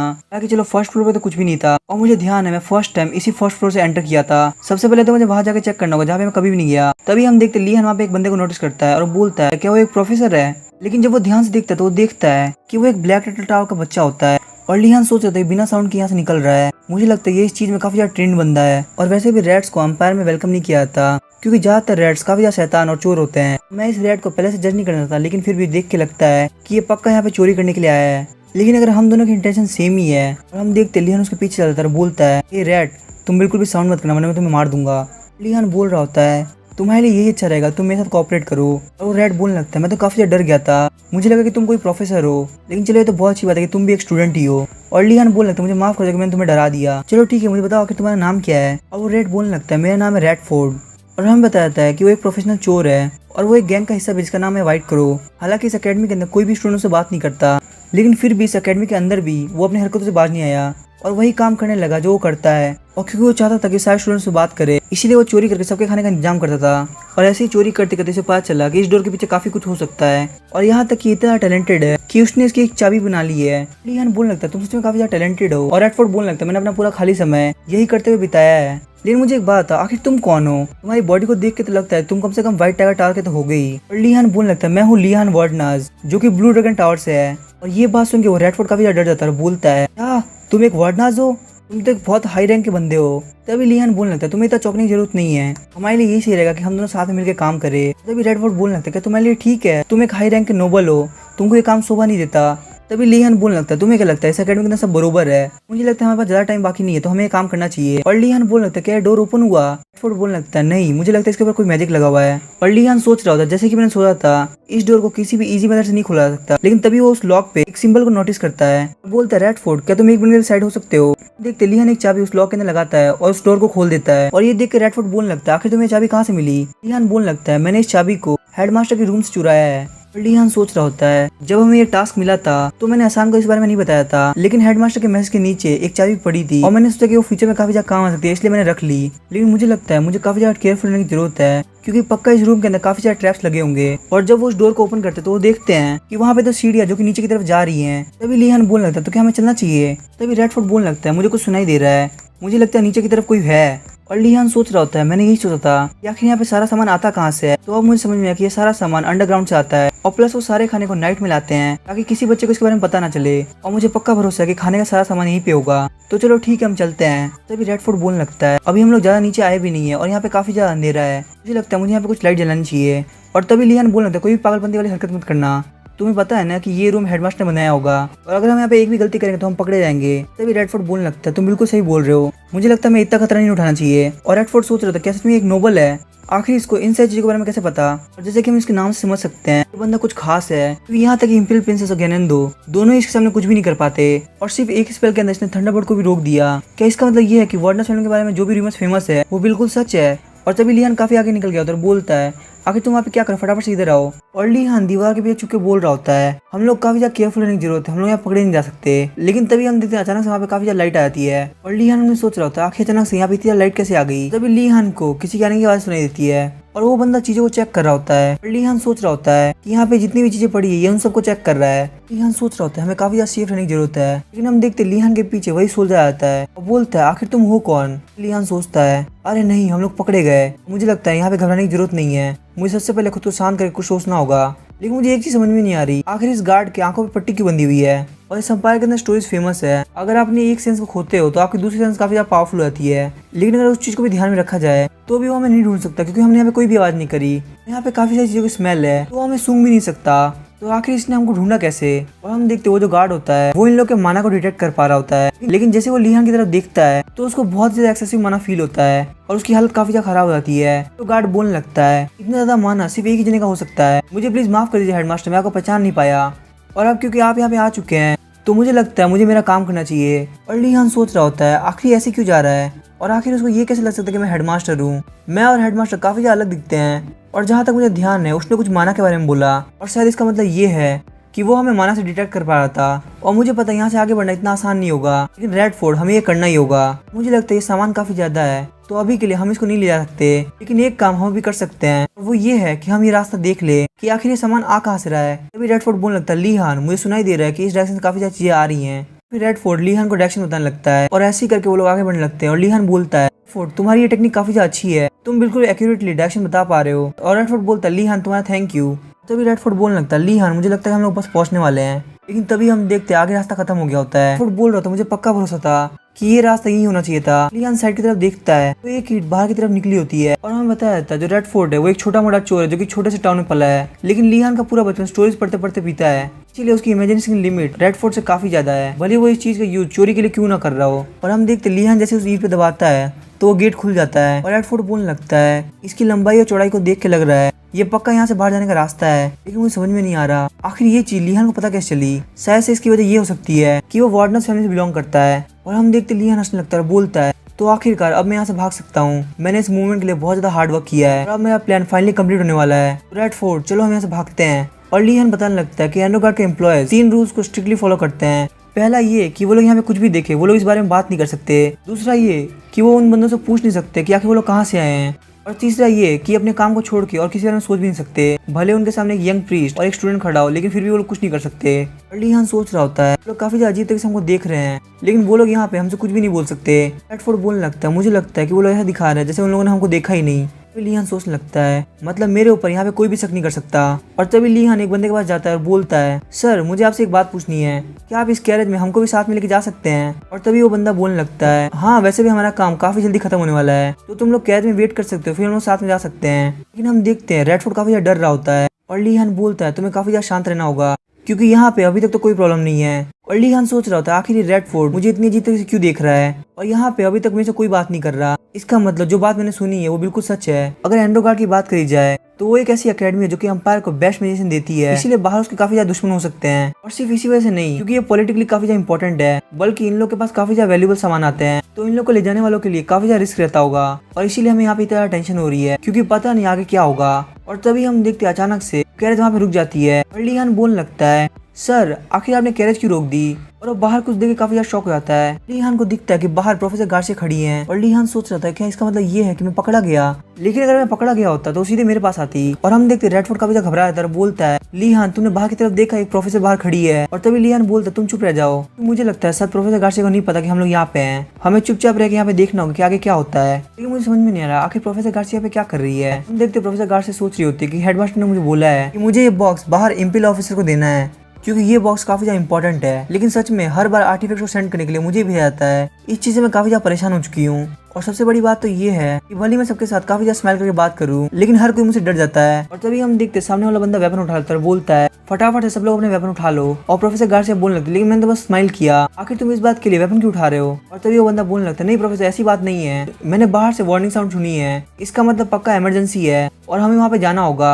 और ये सुनकर प्रोफेसर गार्सिया काफी ज्यादा शॉक हो जाती है। और हम देखते बाहर दो बंदों ने शॉल ओढ़ी होती है और वो वेपन वाला बंदा बोलता है फटाफट से खुद को रिवील करो, ये लास्ट वार्निंग है। और वो लोग बोल रहे होते हैं आखिर तुम लोग क्या बात कर रहे हो, हम लोग तो बस मर्चेंट जो कि इस रास्ते जा रहे हैं। तो बंदा बोलने लगता है क्या तुम लोग क्या लगा सिर्फ वेपन तुम्हारे पास है, हम लोग भी यहाँ बिना तैयारी के नहीं आए। सच में एंड्रोगार्ड के सामान शिफ्ट करने वाले लोग भी काफी ज्यादा पावरफुल है। और तभी हम देखते हैं एंड्रोगार्ड के एम्प्लॉयज बोलने लगते हैं क्या तुम कोई मर्सनरी हो या फिर सोल्जर। और फिर एंड्रोगार्ड के एम्प्लॉयज अपनी फॉर्मेशन बना लेते हैं और अपने हाथ में क्रॉसबो ले लेते हैं और उन सारे बंदों के ऊपर फायर कर देते हैं। तभी हम देखते वो बंदे बोलने लगते हैं तुम्हें क्या लगा कि हम यहाँ पे बिना तैयारी के आ गए। एंड्रोगार्ड के एम्प्लॉयज बोलने लगते हैं हमें लगता है ये कोई नॉर्मल चोर नहीं है। और तभी वो बंदे बोलने लगते हैं तुम एंड्रोगार्ड वाले तुम ही लोग वो हो जो कि नए नए मेजेस को बनाते हो, जिस वजह से हमारा अंपायर अब बर्बाद होने के कगार पे है। फटाफट से अपने वेपन नीचे रख दो और सरेंडर कर दो क्योंकि हम लोग को हमारे अंपायर को बर्बाद होने से रोकना है। और तभी हम देखते हैं एंड्रोगार्ड के एम्प्लॉयज बोलने लगते हैं इसका मतलब ये बंदे एंटी मैजिक वाले हैं और इन लोग को मैजिक बिल्कुल भी पसंद नहीं, इसी वजह से जो भी मैजिक करता है उनको बर्बाद करने का ट्राई करते हैं। और तभी हम देखते हैं वो बंदे बोलने लगते हैं मैं तुम लोग को वार्निंग दे के थक गया, तो हमारी ट्विलाइट डैम स्क्वाड यहाँ पे तुम लोग खत्म करने वाली है। लेकिन तभी हम देखते कोई मैजिक का यूज करते हुए वहाँ पे एक बैरियर बना देता है और वो होती है प्रोफेसर गार्सिया। प्रोफेसर गार्सिया सोच रही होती है मैं इन लोग को अभी के लिए तो बैरियर से रोक सकती हूँ, लेकिन मुझे लगता है ये सिचुएशन बिल्कुल भी अच्छी नहीं है क्योंकि हमारे जो ओपोनेंट्स है वो ट्विलाइट डैम स्क्वाड से हैं जिन्होंने अंपायर के काफी सारे मेजेस को मारा है, इसीलिए इन लोग के खिलाफ फाइट करना काफी ज्यादा मुश्किल होता है बस जब तक वो मेज कॉम्बैट मेज ना हो। और अभी के लिए मैं बस इतना कर सकती हूँ कि मैं ये इन्फॉर्मेशन हेडमास्टर तक पहुंचाऊं और जब तक वहां से कोई हेल्प नहीं आती तब तक इन लोगों को यहाँ पे रोक के रखूं। अभी हम देखते हुए एंटी मैजिक वाले बंदे एक आर्टिफैक्ट निकालते हैं और उस आर्टिफैक्ट की वजह से वो बैरियर खत्म होने लगता है। गार्ड से सोच रही होती है आखिर ऐसा कैसे हो सकता है, मेरा मन आखिर खत्म कैसे हो रहा है। और तभी एंड्रोगार्ड के एम्प्लॉयज बोलने लगते हैं प्रोफेसर आखिर क्या हुआ। प्रोफेसर गार्ड से बोलने लगते हैं मुझे लगता है यहाँ पे मेरा मैजिक किसी काम का नहीं आएगा। हालांकि ये बात तो मुझे पहले से पता थी कि मैजिक को खत्म करने का काफी सारे टेक्निक्स है, लेकिन ऐसा आर्टिफैक्ट मैंने आज से पहले कभी नहीं देखा था जो कि डायरेक्टली माना को एब्जॉर्ब कर लेता है। आखिर ये चीज है क्या, मुझे पक्का पता है ये कोई एंशिएंट रेलिक है और एंशिएंट रेलिक वो होते हैं जो कि बहुत ज्यादा रेयर होते हैं मिलना और ये सिर्फ हमें डंजन्स में से मिलते हैं। आखिर इन लोग के पास एक एंशिएंट रेलिक कहाँ से आया। ज्यादा माना गैदर करने का ट्राई कर रही हूँ उतना ज्यादा ये लोग ऑब्जर्व कर पा रहे हैं, तो आखिर मुझे यहाँ पे क्या करना चाहिए। तभी हम देखते हैं प्रोफेसर गार्सिया के पीछे एक एंटी मैजिक वाला बंदा आता है और बोलता है आज के दिन हमारे हाथों से एक और मेज मरने वाला है। ऐसे सोच रही होती है आखिर मेरे पीछे कब आया। लेकिन तभी हम देखते हैं उस एंटी मैजिक वाले बंदे के सर पे एक काफी बड़ी स्टिक पड़ती है और ये देख के एंड्रोगार्ड के एम्प्लॉयज और प्रोफेसर गार्ड से काफी ज्यादा शॉक हो जाते हैं और बोलते हैं आखिर यहाँ पे हुआ क्या। और हम देखते हैं लीहान वहाँ पे इनविजिबल खड़ा होता है और सोच रहा होता है यहाँ पे कोई और नहीं यहाँ पे मैं हूँ। फिर हमें 10 मिनट पहले का सीन दिखाया जाता है। लीहान बोल रहा होता है मुझे लगता है सच में यहाँ पे अटैक हुआ है, ये कोई हेडमास्टर का ट्रैप नहीं है। और रेडफोर्ड काफी ज्यादा डर जाता है, बोलता है लीहान आखिर हमें क्या करना चाहिए। तभी लीहान बोलता है रेडफोर्ड तुम यहाँ पे अपने आप को अच्छी तरह से छुपा लो। और फिर लीहान जान लगता है। तभी रेडफोर्ड बोलता है आखिर लीहान तुम कहाँ जा रहे हो। फिर लीहान बोलता है मैंने एक प्लान सोचा है और मैं उसको कंप्लीट करने जा रहा हूँ। और लीहान सोच रहा होता है ट्विलाइट डैम स्क्वाड ये एक एंटी मैजिक ऑर्गेनाइजेशन है और अगर हम इसको अभी नहीं रोकेंगे तो ये आगे चल के हमारे लिए काफी बड़ी प्रॉब्लम हो सकता है। और हम देखते हैं लीहान अपनी बेल्ट का यूज करते हुए अपने आप को इनविजिबल कर देता है। प्रोफेसर गार्ड से सोच रही थी यहाँ पे तो कोई भी नहीं है, तो आखिर इस बंदे को मारा किसने। और जब लीहान बोलने लगता है प्रोफेसर गार्ड से ये मैं हूँ लीहान। प्रोफेसर गार्ड से बोलने लगते लीहान आखिर तुम यहाँ पे क्या कर रहे हो। और उससे पहले मुझे ये बताओ आखिर तुम हो कहाँ पे।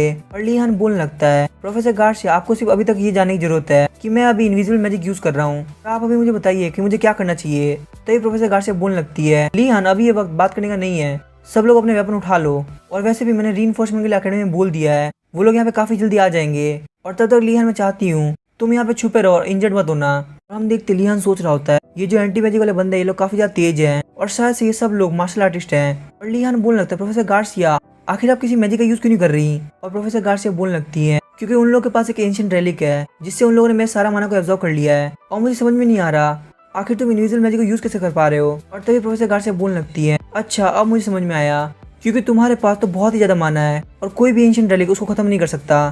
तो लीहान क्या तुम मुझे थोड़ा सा माना दे सकते हो। और तभी हम देखते हैं लीहान प्रोफेसर गार्सिया को माना देने लगता है जिससे प्रोफेसर गार्सिया एक बहुत ही पावरफुल मैजिक बनाती है।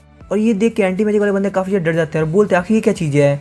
लेकिन हम देखते हैं एंटी मैजिक वाले को ये समझ में नहीं आता कि प्रोफेसर गार्सिया का निशाना वो लोग नहीं बल्कि वो एंशिएंट रेलिक है। और हम देखते हैं प्रोफेसर गार्सिया उस एंशिएंट रेलिक को तोड़ देती हैं जिससे वहाँ पे काफी ज्यादा धमाका होता है। प्रोफेसर गार्सिया बोलने लगते हैं लीहान आखिरकार मैंने ये कर दिया और अब मेरा माना मेरे पास वापस आ रहा है, तो अब तुम्हें टेंशन लेने की जरूरत नहीं है, मैं इनका ध्यान रख लूंगी। और फिर प्रोफेसर गार्सिया एंटी मैजिक वाले के ऊपर अटैक करती हैं जो कि होता है फ्लैश ईटिंग वुल्फ। लीहान सोच रहा होता है मुझे पता नहीं क्यों लग रहा है कि उनका मन अभी फ्लो हो रहा है और कोई चीज इसको एब्जॉर्ब कर रही है। और तभी वो ध्यान देता है वो एंशिएंट रेलिक अभी भी प्रोफेसर के माना को एब्जॉर्ब कर रहा है और वो बोलता है प्रोफेसर गार्सिया अभी वो एंशिएंट रेलिक टूटा नहीं है। इस बात से प्रोफेसर गार्सिया काफी ज्यादा शॉक हो जाती है। लेकिन तभी हम देखते हो एंटी मैजिक वाले उन लोगों पर अटैक करने लगते हैं। तो ये प्रोफेसर गार्सिया बोलने लगती है मैंने जैसे ही उस एंशिएंट रेलिक की तरफ देखा ये लोग मेरे ऊपर अटैक करने के लिए काफी ज्यादा पास आ गए। लेकिन तभी हम देखते लीहान आगे बढ़ता है और उनमें से एक को ढेर कर देता है। सारे बंदे बोलने लगते हैं ये आखिर अचानक से गिर कैसे गया जबकि यहाँ पे तो कोई भी नहीं है। तभी हम देखते हैं जो बंदा गिरा होता है वो उठता है और बोलता है प्लीज सब लोग केयरफुल हो जाओ, क्योंकि मुझे लगता है कि यहाँ पे कोई बंदा है जो कि इनविजिबल मैजिक को यूज कर रहा है। हम देखते लीहान सोच रहा होता है कि ये बंदे काफी ज्यादा अजीब है, ये लोग उस ओपनर को भी टैकल कर पा रहे हैं जिसको ये देख भी नहीं सकते,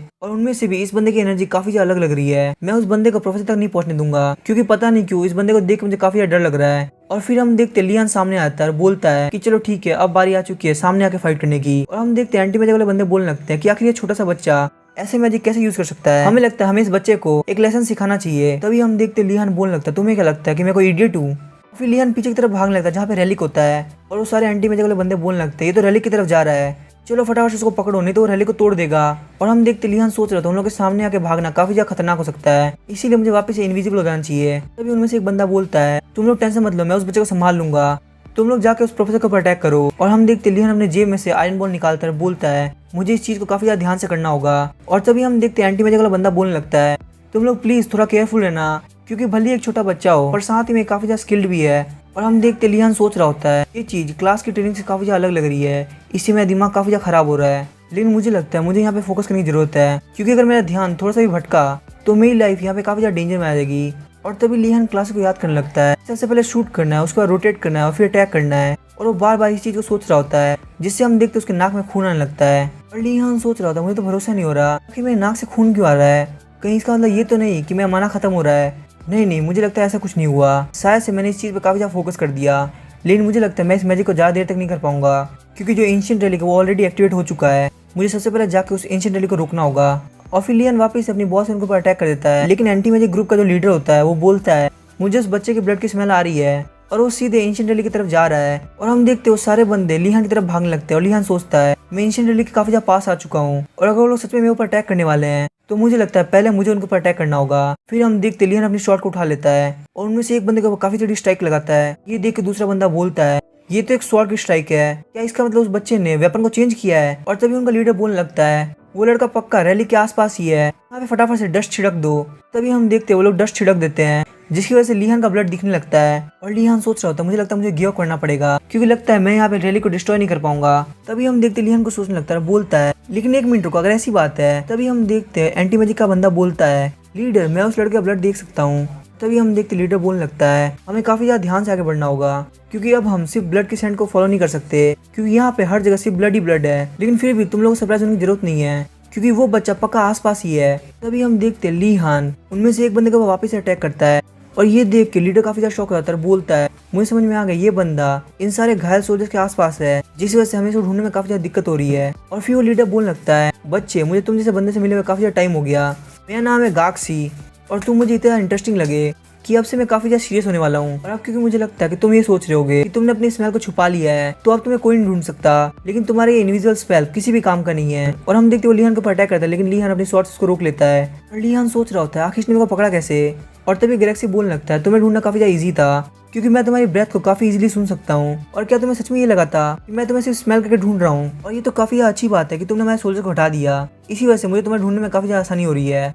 तो चलो ठीक है, अब इस फाइट को एंड करते हैं। और हम देखते हैं वो लिहान के ऊपर ऑरा ब्लेड से अटैक करता है, लेकिन लिहान उसको डॉज कर लेता है। और लिहान सोच रहा होता है अगर मैं बस एक कदम आगे रहता तो मुझे पक्का यहाँ पे बहुत बड़ी दिक्कत हो जाती। और इस बंदे की स्वॉर्डमैनशिप मुझसे काफी ज्यादा अच्छी है, और मुझे अभी तक भरोसा नहीं हो रहा कि एक ऐसा बंदा जो कि मुझे देख भी नहीं सकता, मैं उसको बहुत ही मुश्किल से ब्लॉक कर पा रहा हूँ। और तभी हम देखते गैलेक्सी आगे बढ़ते हुए लिहान को अटैक करता है। लिहान उसको ब्लॉक करने का ट्राई करता है, लेकिन लिहान उसके चक्कर में गिर जाता है और सोच रहा होता है मुझे लगता है अब मैं रियल डेंजर के अंदर पड़ चुका हूँ। और मुझे लगता है शायद ही अपनी ब्लेड के अंदर ऑरा को यूज कर पा रहा है, जैसा कि मुझे आर्लोंग ने बोला था। और तभी हम देखते गैलेक्सी आगे बढ़ता है और बोलता है तुम्हारी ब्रेथ से मुझे पता चल रहा है कि तुम काफी ज्यादा डरे हुए हो। तो लिहान के गले के पास उसकी स्वॉर्ड रख देता है। और लिहान सोच रहा होता है मैं ऐसे नहीं मर सकता, मुझे जिस स्वॉर्ड्स मैंने ट्रेन किया है वो काफी ज्यादा पावरफुल है और वो ऑरा को भी यूज कर सकते हैं। और अब क्योंकि मैं मैजिक की ट्रेनिंग ले रहा हूँ। और तभी हम देखते हैं वहाँ पे अचानक से काफी ज्यादा लाइट आने लगती है और गैलेक्सी सोच रहा होता है आखिर यहाँ पे हो क्या रहा है। लिहान बोलता है भले मैं ऑरा को कंट्रोल नहीं कर सकता, लेकिन मैंने मैजिक की ट्रेनिंग ले रखी है और इसका मतलब मेरे पास जो इतना सारा माना है उसको मैं अपने स्वॉर्ड के साथ इम्यूट कर सकता हूँ। लिहान अपने माना को अपने स्वॉर्ड के अंदर इम्यूट करके काफी ज्यादा अटैक करता है गैलेक्सी के ऊपर।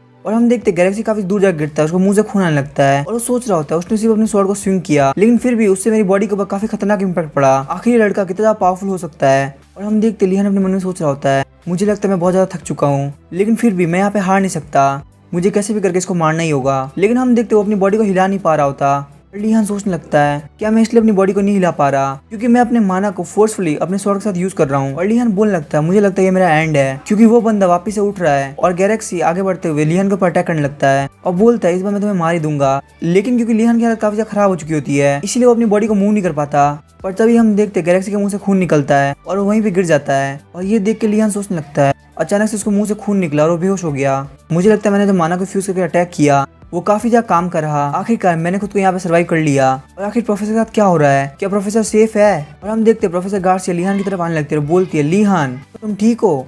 और लिहान सोचता था आखिर प्रोफेसर गार्सिया यहाँ पे क्या कर रही है, उनको तो काफी सारे एनिमीज ने घेर रखा था। और जब लिहान उस तरफ देखता है तो वो देखता है कि सारे एनिमीज खत्म हो चुके हैं। प्रोफेसर गार्सिया बोलने लगती है मैं तुम्हारी इंजरीज को चेक करती हूँ। लिहान सोच रहा था मैंने शायद एंडोगार्ड के प्रोफेसर को काफी कम आंक लिया, वो मेरी सोच से काफी ज्यादा पावरफुल है। प्रोफेसर गार्सिया बोलने लगती है मुझे लगता है लिहान तुम अब रेस्ट कर सकते हो, क्योंकि हमारे एंडोगार्ड का सबसे पावरफुल इंसान जिसके ऊपर हम पूरी तरह से भरोसा कर सकते हैं वो बस आने वाला है। और हम देखते हैं वहाँ पे हेडमास्टर आते हैं। और लिहान सोच रहा था पहली बार मुझे हेडमास्टर देख के इतनी खुशी हो रही है और मुझे सच में लगता है कि मुझे थोड़ी रेस्ट की जरूरत है। और हेडमास्टर बोलने लगते प्रोफेसर गार्सिया प्लीज मुझे माफ कर दीजिए, मेरी वजह से आप बहुत बड़े खतरे में आ गई। और क्योंकि मैं यहाँ का हेडमास्टर हूँ इसीलिए मुझे पहले से पता होना चाहिए था कि यहाँ पे एनिमीज का अटैक होने वाला है। प्रोफेसर गार्सिया बोलने लगते हैं हेडमास्टर इसमें कोई प्रॉब्लम नहीं है, वैसे भी यहाँ पे सब कुछ सॉर्ट आउट हो चुका है। वैसे भी आखिर कौन समझ सकता है कि यहाँ पे ट्विलाइट डैम स्क्वाड अटैक करने वाली है। लेकिन तभी हम देखते हैं प्रोफेसर वोलाडी आ जाते हैं और बोलते प्रोफेसर गार्सिया आप बिल्कुल गलत बोल रही हैं, क्योंकि ये हमारे एकेडमी के हेडमास्टर है, इसीलिए इन्हें ये बात पता होनी चाहिए थी कि हमारे ऊपर ट्विलाइट डैम स्क्वाड अटैक करने वाली है। हेडमास्टर बोलने लगते हैं प्रोफेसर वोलाडी आप चुप हो जाइए, आप भड़काने का काम क्यों कर रहे हैं,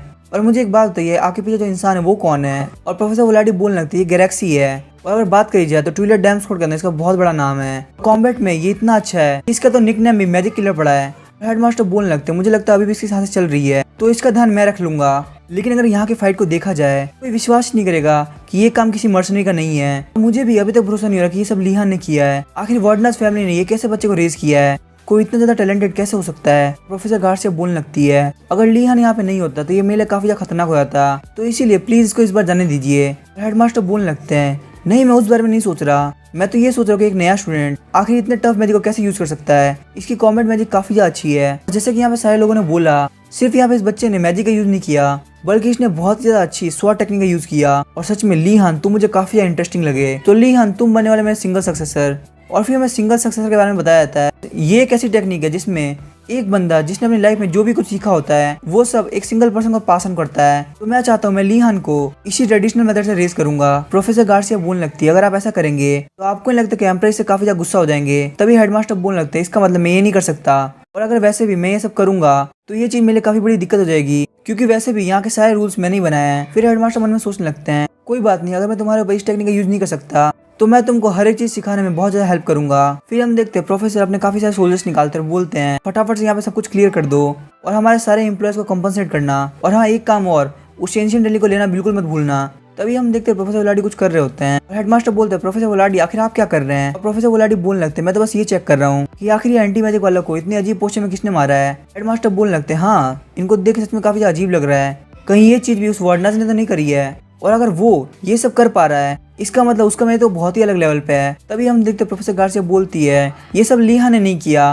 बल्कि ये सब करने वाली मैं थी, और मैंने ये सब मैजिक से नहीं किया बल्कि मैंने उन लोगों को पंच मारा है। फिर हमें वापस से अंडरगार्ड अकेडमी का सीन दिखाया जाता है।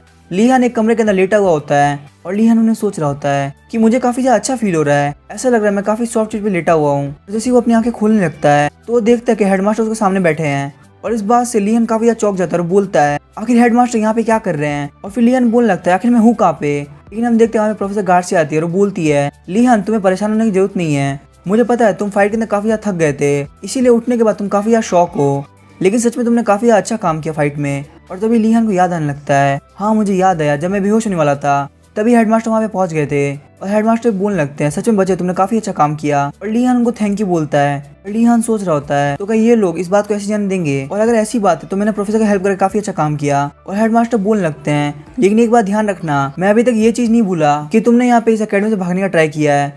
और हम देखते हैं इस बात से लीहान काफी ज्यादा परेशान हो जाता है और प्रोफेसर गार्सिया बोलने लगती है लीहान प्लीज मुझे माफ कर देना, तुमने मेरी हेल्प करने का ट्राई किया और उसके चक्कर में तुम फंस गए। और हेडमास्टर बोलने लगते हैं मुझे एक बात बताओ आखिर तुम उस अंडरग्राउंड स्टोरेज पाथ तक पहुंचे कैसे, मुझे पक्का पता है मैंने तो उस दिन की छोड़ी थी, तुम उसका यूज करके वहां तक पहुंचे होगे, वैसे भी ये तो मेरा ट्रैप था।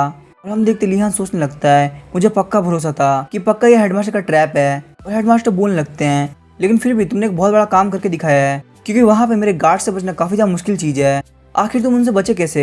और हम देखते लीहान बोलने लगता है मुझे नहीं पता कि हेडमास्टर आप क्या बात कर रहे हैं, मैंने तो ऐसा कुछ किया ही नहीं।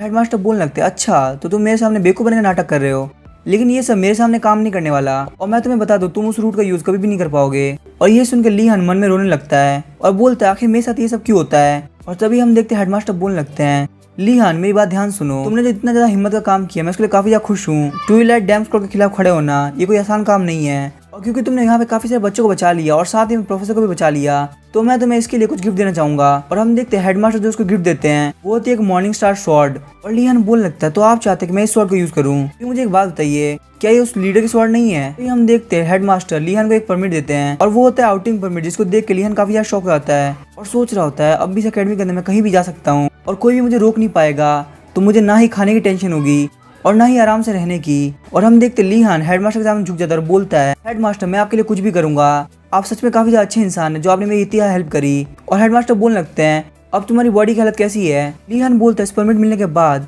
अब मुझे कोई प्रॉब्लम नहीं है। तभी हेडमास्टर बोलने लगते हैं अब तुम्हारे गिफ्ट का टाइम खत्म हो चुका है और अब बारी है तुम्हारी पनिशमेंट की। ये सुनकर लीहान काफी ज्यादा शॉक हो जाता है। फिर हेडमास्टर बोलने लगते हैं मेरी तरफ ऐसे मत देखो, मुझे भी तुम्हें ये बोलते हुए काफी ज्यादा दुख हो रहा है, और मैं तुम्हें बता दूं कि ये पनिशमेंट इसलिए नहीं है क्योंकि तुमने यहाँ से भागने का ट्राई किया। फिर लीहान बोलता है तो आखिर मुझे पनिशमेंट मिल क्यों रही है। और हेडमास्टर बोलता है तुम्हें पनिशमेंट इसलिए मिल रही है क्योंकि तुम यहाँ से भागते हुए पकड़े गए। और हम देखते लीहान उन्हें सोच रहा होता है तो हेडमास्टर आखिर आप क्या चाहते थे कि मैं वहाँ पे प्रोफेसर गार्सिया को ऐसे छोड़ देता, सच में आप बहुत ज्यादा कमीने हैं। फिर हेडमास्टर बाहर की तरफ देखने लगते हैं और बोलते हैं जैसे कि देख सकते हो यहाँ पे सनराइज कर रहा है और तुम्हें यहाँ से भागने का दूसरा रास्ता ढूंढना है, और वो भी सिर्फ 24 घंटे के अंदर।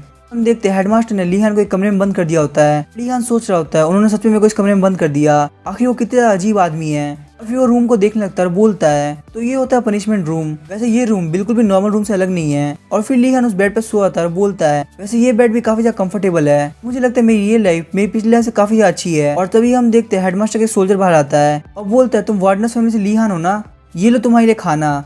जब लीहान उस खाने को देखते तो काफी ज्यादा अच्छा होता है और लीहान बोलने लगता है आखिर पनिशमेंट फूड इतना अच्छा कैसे है। तभी हम देखते हैं प्रोफेसर सोल्जर बोलने लगता है ये गिफ्ट आपको प्रोफेसर गार्सिया ने दिया ना कि हेडमास्टर ने।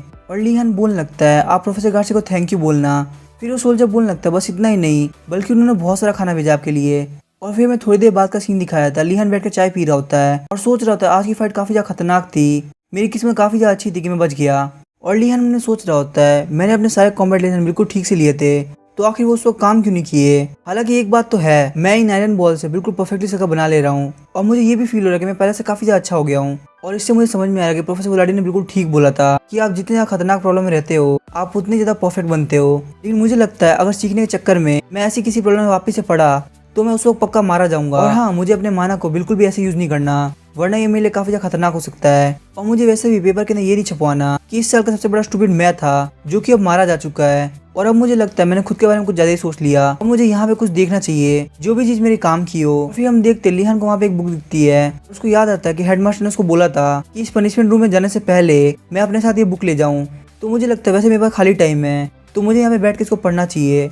और मुझे ये चीज समझ में नहीं आ रही कि ये हेडमास्टर का गिफ्ट है या फिर ट्रैप। तभी हम देखते लिहान का जो डेविल वाला रूप होता है वो बोल रहा होता है कि आखिरकार हेडमास्टर भी एक इंसान ही है, उनको तुम्हारे लिए काफी ज्यादा बुरा लग रहा होगा इसीलिए उन्होंने तुम्हें गिफ्ट दिया है। और लिहान का जो अच्छा वाला रूप होता है वो बोलता है लिहान ये पक्का है कि वो एक ट्रैप है, प्रोफेसर कभी तुम्हारे लिए अच्छा कर ही नहीं सकते क्योंकि अगर वो ऐसे होते तो कभी तुमको यहाँ पे नहीं भेजते। और जैसे कि डेविल लिहान बात कर रहा है हेडमास्टर कोई इंसान नहीं है बल्कि वो एक अनडेड है। हम देखते हैं लिहान डेविल वाला लिहान को फेंक देता है और बोलता है मुझे पक्का भरोसा ये पक्का एक ट्रैप है, मुझे पक्का इस बुक को नहीं पढ़ना चाहिए। लेकिन तभी हम देखते हैं अचानक से वो बुक अपने आप खुल जाती है और लिहान सोच रहा था आखिर ये क्या हो रहा है, ये बुक अपने आप कैसे खुल गई। और हम देखते हैं उस बुक के अंदर से टेक्स्ट निकलने लगते हैं और वो टेक्स्ट लिहान को पूरी तरह से घेर लेते हैं। और लिहान बोल रहा होता है ये सारी नॉलेज मेरे आसपास गुजर रही है और आखिर यहाँ पे हो क्या रहा है, आखिर ये बुक मुझे क्या सिखाना चाहती है। अभी हम देखते हैं लिहान के सामने हेडमास्टर आ जाते हैं और लिहान बोलते हैं हेडमास्टर आखिर आप यहाँ पे क्या कर रहे हैं। और हम देखते हैं हेडमास्टर बोलने लगते हैं कि तुम्हारे दिमाग में इस वक्त जो भी मैजिक आ रहा है तुम्हें यहाँ पे उसका नाम लेना है। और हम देखते हैं लिहान को ये सब समझ में नहीं आ रहा होता